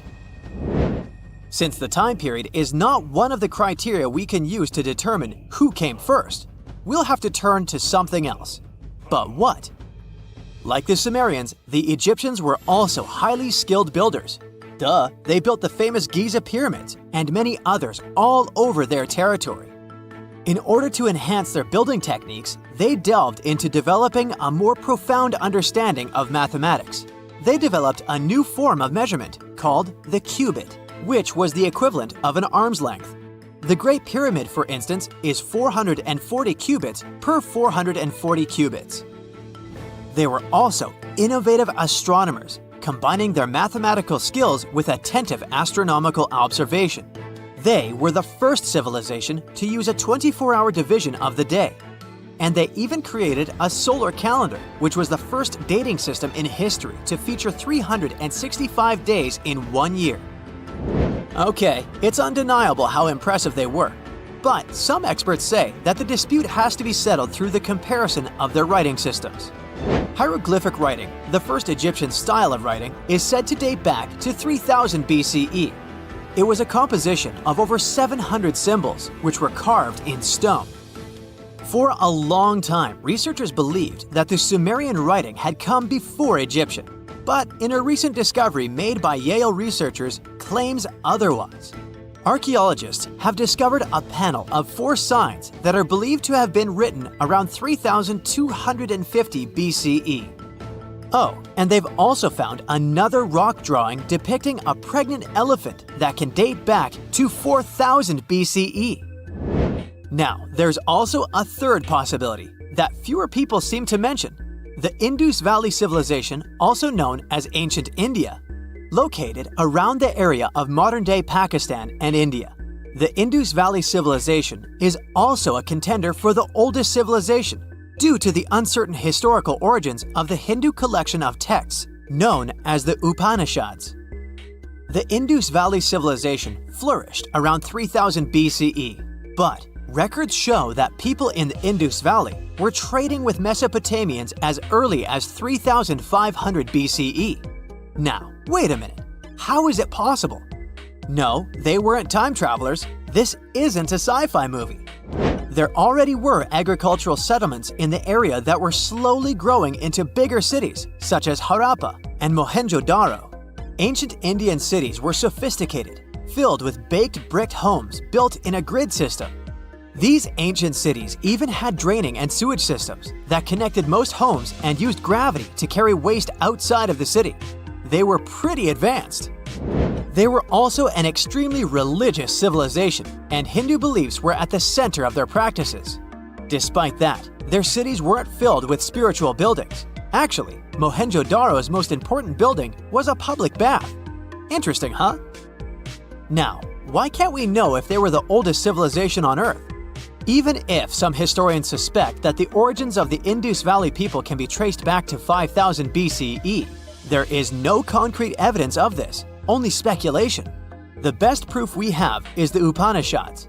The Upanishads are texts filled with philosophy, mantras, and ceremonies. The thing is, part of Hindu practices included memorizing and passing down the wisdom of the Upanishads in oral form. So, it took a while before it appeared as a written script. Well, I'd say historians aren't really sure what was the world in the jungle in the Yucatan Peninsula in Mexico. There are strange noises all around you, and to make it worse, the sun is setting. Soon, you'll be alone in the middle of an unknown rainforest. Guess it was a pretty bad idea to come looking for El Dorado on your own, wasn't it? You keep walking as fast as you can, when suddenly, wait! What's this you're seeing? It looks like large stairways made out of stone. This definitely doesn't look natural, so you take a picture. Maybe you didn't strike gold, but you might have just found something relevant. Congratulations, you found Akamtun, a long-lost Mayan city. Hidden 37 miles into the jungle, the name literally translates to stone column. Stone was probably in at the time, so these guys used a lot of it to build their pyramids, houses, and even ball courts. If you ever thought that Europeans invented ball games, think twice. Mayans loved to play ball games for recreational purposes. Akamtun is part of a series of other long-lost Mayan cities that are being discovered with the help of new technology nowadays. We'll talk more about the other ones in a jiffy. Perhaps the biggest surprise of this one is that it was surrounded by wetlands, which is why the city was built on high ground. The city was monumental, covering an area of over 120 acres. That would be as big as 90 football fields right next to each other. Scientists have found proof that Akamtun had pyramids of up to 49 feet high, and that it was likely an important social hub between 250 and 1000 CE. This is definitely a game changer. But lost Mayan cities began to be unearthed in the 19th century. Modern technologies, such as LiDAR imaging, help archaeologists see through dense canopies of the forests. This means that people don't really have to risk getting lost in the tropical jungle like you did at the beginning of this video. LiDAR works sort of like an X-ray. It sends out laser beams that can detect any signs of ruins or ancient constructions. According to space archaeologist Sarah Parchak, satellite imagery has been a key player in discovering ancient cities in South America, Egypt, and other places. Sarah herself spends most of her days scouring images for any signs of where there could have been cities long ago. She says that more often than not, what happens is that ruins are covered by vegetation, soil, or sand, which makes them super tricky to find. But thanks to these awesome tools, scientists also made the huge discovery of ancient Mayan causeways, which spread throughout old Mayan territories. I mean, take a look at these roadways. You'd expect to see ruins like this in places such as Portugal, England, or the United States. I'm talking about 130 feet wide roads painted white to help travelers journey through the nighttime. Scientists recently unearthed a 110-mile network of roads such as these, and they think this dates back to before the first registered Mayan highways we've known so far. These roadways, which sometimes ran over the swampy ground and were even elevated at times, are being called the world's first superhighways. Even if there is no registry of animal-powered vehicles, it's believed that the Maya used them to travel around a network of possible 964 settlements. They were built like a huge spiderweb, and from what archaeologists have gathered, this huge system of roads worked to connect a big system of economic and social interactions between Mayan cities. This completely debunks the traditional idea that the Mayan pre-classic period, which dates back to 2000 BCE, was made of small, tribal settlements. Imagine the manpower and engineering ability you need to muster to build something close to these white highways. Scientists believe that these causeways were built pretty much the same way as the Mayans built their pyramids, with a mixture of mud and quarry stone. Oh, and using several layers of limestone to make them white. That's pretty cool, right? But let's take a few steps back for a moment to get some context. The Mayans were one of the biggest pre-Columbian civilizations living in the Americas. Until now, Experts believe that at its apex, the Mayan civilization consisted of over 40 cities with a population of millions of people. That's a lot of folks. Their civilization spanned Mexico's Yucatan Peninsula, Guatemala, and Belize. And they survived mainly on agriculture. The thing is, the Yucatan Peninsula was an extremely difficult place to grow crops. So the Mayans had to develop a complex irrigation system in most of their cities. They built a series of ceremonial buildings, pyramids, and plazas. The Mayans might have been keen pyramid builders, but they also developed an advanced astronomical system. With whatever ancient technology they had, they were able to predict the exact location of planets such as Venus and Mars, as well as the exact dates of eclipses. If you've ever seen examples of ancient Mayan cities, this is Tikal. Located at the heart of the Guatemalan jungle, Tikal is believed to have been the capital of the ancient Mayan conquest state. At its height, it was comparable in importance to cities such as London or New York in today's world.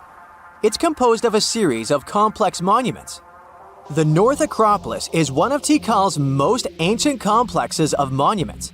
Built solely by human hands around 350 BCE, it served as the resting place of kings and chiefs. Its monuments are up to 200 feet high. Back in the day, the step pyramid temples were painted a beautiful red. Mayans loved that color. Today, of course, you'll only see the limestone. Then there's Chichen Itza. It's got one of the best preserved pyramids on Earth to date. Located in Mexico's Yucatan state, this Mayan city is well over 1,500 years old. At its peak, it was home to 35,000 people. The site covers 4 square miles of land. The highlight is El Castillo, a tremendous step-like temple standing 80 feet above ground. Its most peculiar feature is that it has 91 steps up each of its 4 sides, including the upper platform, which makes for 365 steps, the same number of days as the solar year. You can see that these folks were a pretty big deal, huh? That's why nobody can really understand what happened to them. There's a big lack of evidence on the decline of this almighty empire. What could have been the cause of their demise? Was it a drought? New research in 2017 did bring some new discoveries into the mix.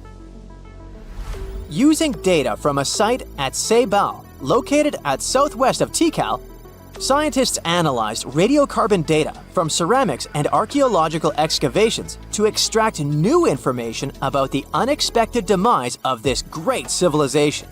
The information shows that instead of a sudden collapse, the Mayans most likely fell in waves of social instability and political crises.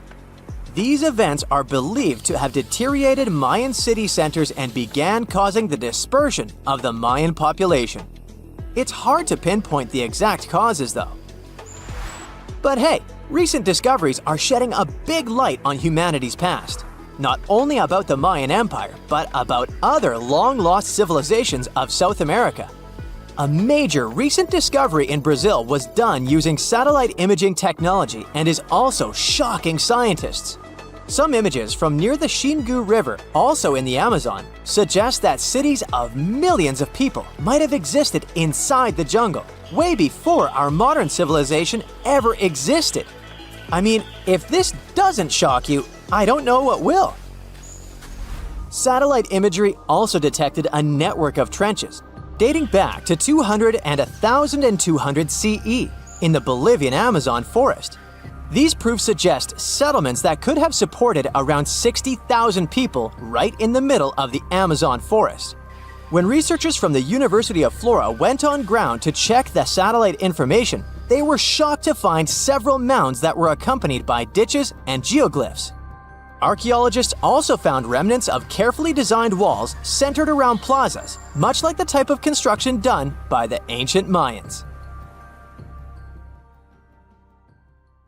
The ancient Indian texts mention beautifully decorated chariots or entire palaces called vimanas that could take off and, in a matter of seconds, fly away as far as space. Some people believe these vimanas only existed in Indian mythology, But it's also possible that they were based on a real technology that had been lost over the centuries. According to the Vedas, ancient Indian religious texts, there was the elephant vimana with several engines and many other types named after animals and birds. There was one for local travel, one for visiting different countries, and one for traveling to the moon and various planets. They could develop a great speed. One vimana had the superpower of invisibility. Another one was shaped like a sphere and was built on the winds produced by Mercury. This vimana was said to generate an enormous ray like the sun and make noise like the storm's thunder. All the vimanas were unbreakable and perfect for attacks on foes.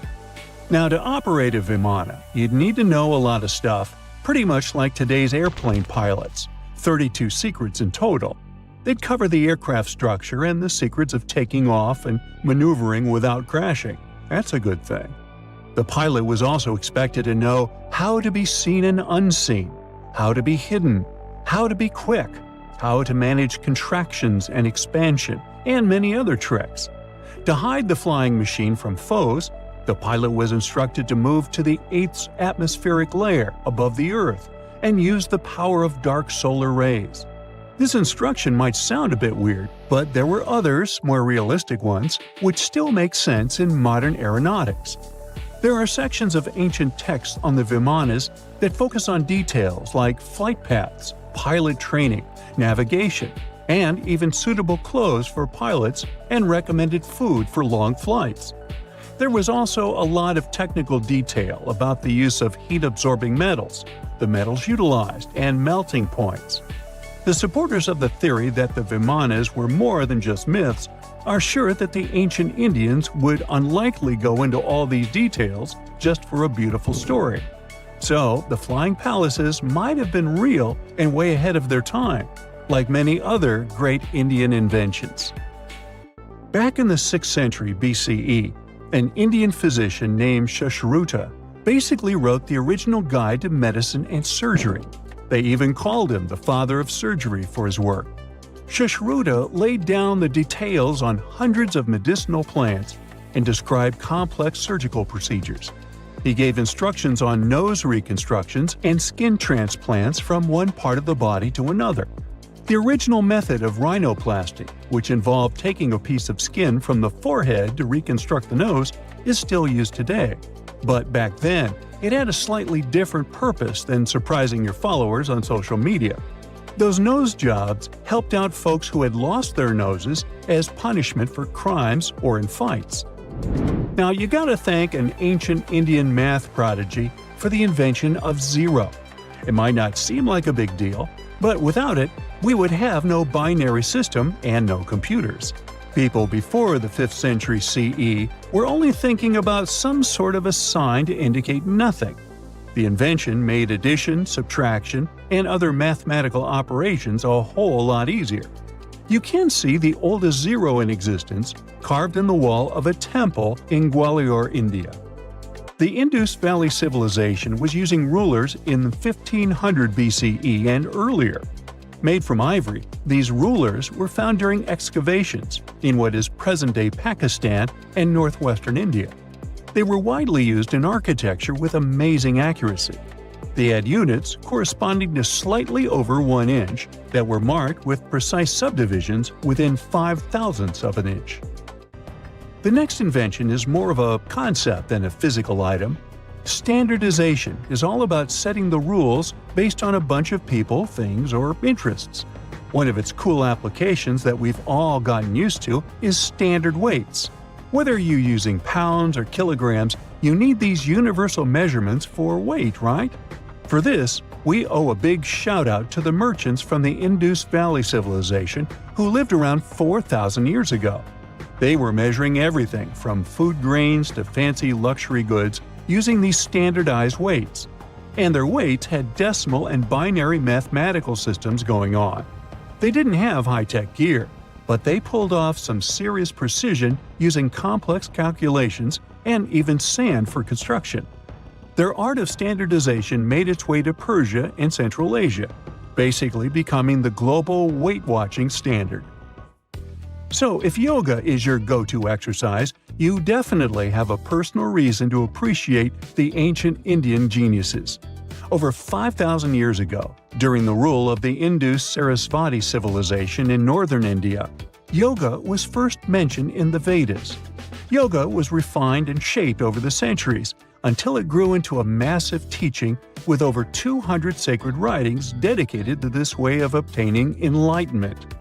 At the beginning of the current era, yoga got a new trajectory thanks to a Hindu writer who laid down a system of yoga in his text, the Yoga Sutras. It became a whole-body rejuvenation, a life-extending practice with poses that you are still doing on the mat today. Yoga has reached the Western world only in the 19th century, and it caught on like wildfire. Chess, the all-time top game for intellectuals, is also an Indian invention. Its ancestor was called Chaturanga, and it was a strategic board game that started gaining popularity around 3,000 years before the current era. This early Indian version of chess was played by 4 people, not 2, and had 64 squares. Each player had 8 pieces, ranging from pawns to kings, bishops to knights. And there was no standard 6-faced dice. They rolled with an oblong one. Players facing off were actually allies, forming 2 teams based on the direction they sat. Chess, that we know and love today, was first mentioned in ancient Indian literature in a legend. It said that the wife of a villain called Ravana had invented the game to amuse him. Now, the word shampoo comes from the Hindi word, which means to soothe or knead. The substance was invented in India in 1762 and was originally used for head massages, hence the name. The first shampoo was made of natural oils and herbs. British traders fell in love with the idea and brought it back with them to England.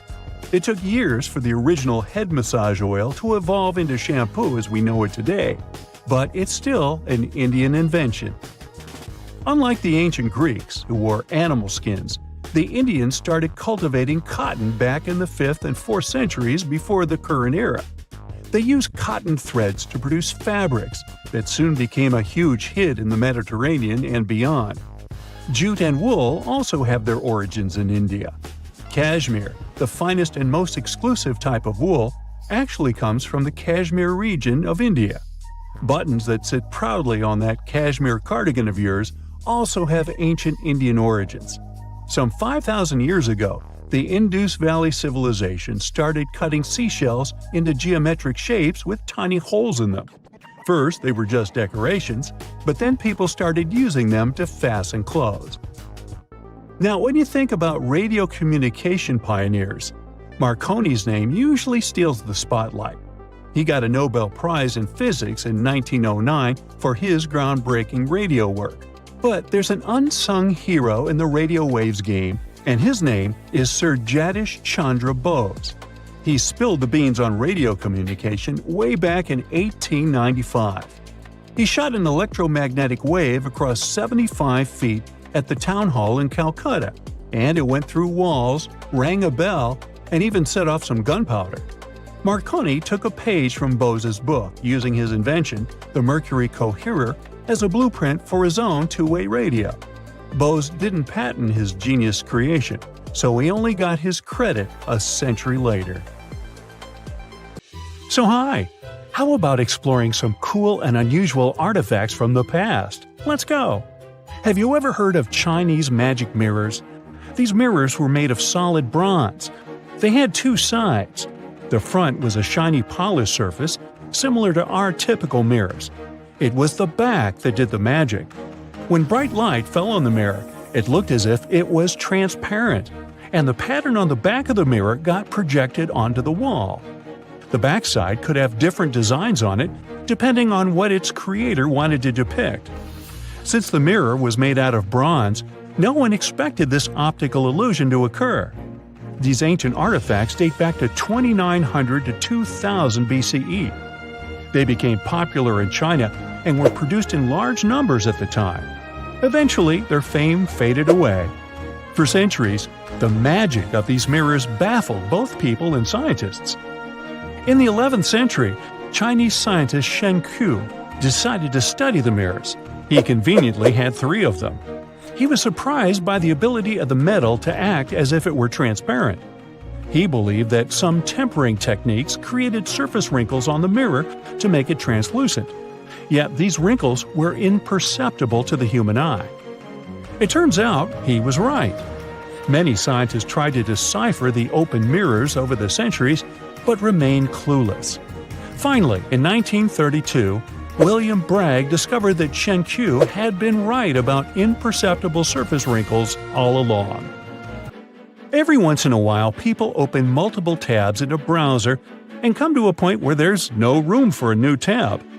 Apparently, this had also been happening long before computers and the internet were invented. Meet the 16th century browser. This is a full-size book wheel. It's kind of a custom-made rotating bookshelf. Gregory Hayworth, a specialist in textual science, says that this tool has a system of epicyclic gears. That means that the book wheel has a working principle like a planetary system. One gear rotates around another. The shelves of the device maintain a constant 45-degree incline that holds the book securely as the giant wheel turns. Back then, people used the tool while writing encyclopedias and editions of classical works. In this kind of work, a person has to have many books open simultaneously so that the information from multiple sources can be gathered easily. Italian engineer Agostino Ramelli is the inventor of this piece of early modern machinery. What if I tell you that sponge divers in Greece accidentally found an ancient computer? They pulled out this artifact from a shipwreck near Antikythera Island in 1901. Scientists called it the Antikythera mechanism and labeled it as the first mechanical computer. The machine looks like a hunk of bronze, but it has some kind of mechanism composed of gears and wheels. So, experts first assumed that it was an astronomer's tool. After an X-ray scan, though, they found out that the instrument was far more complex than they thought.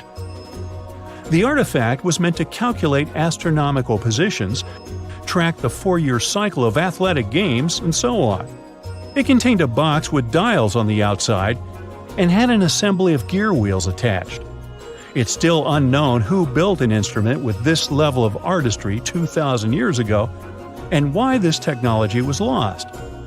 After seeing how sophisticated the device was, scientists accepted that their perception of ancient Greek engineering wasn't really accurate. Professor Michael Edmonds of Cardiff University admits that based on the knowledge they have, this mechanism shouldn't even exist. Edmonds says the machine is one of a kind and its astronomical calculations are precise. For him, the Antikythera mechanism is more valuable than the Mona Lisa. In 1929, scholars working in Topkapi Palace Museum in Turkey discovered a map. It became famous for being the oldest map showing the Americas. Perry Rees drew this detailed map on a gazelle skin in 1513. He depicted Europe, North Africa, the coast of Brazil, and several islands, such as the Azores and Canary Islands. The most exciting thing is that he created the map only 21 years after Columbus had set foot in the New World. Well, it was new to him.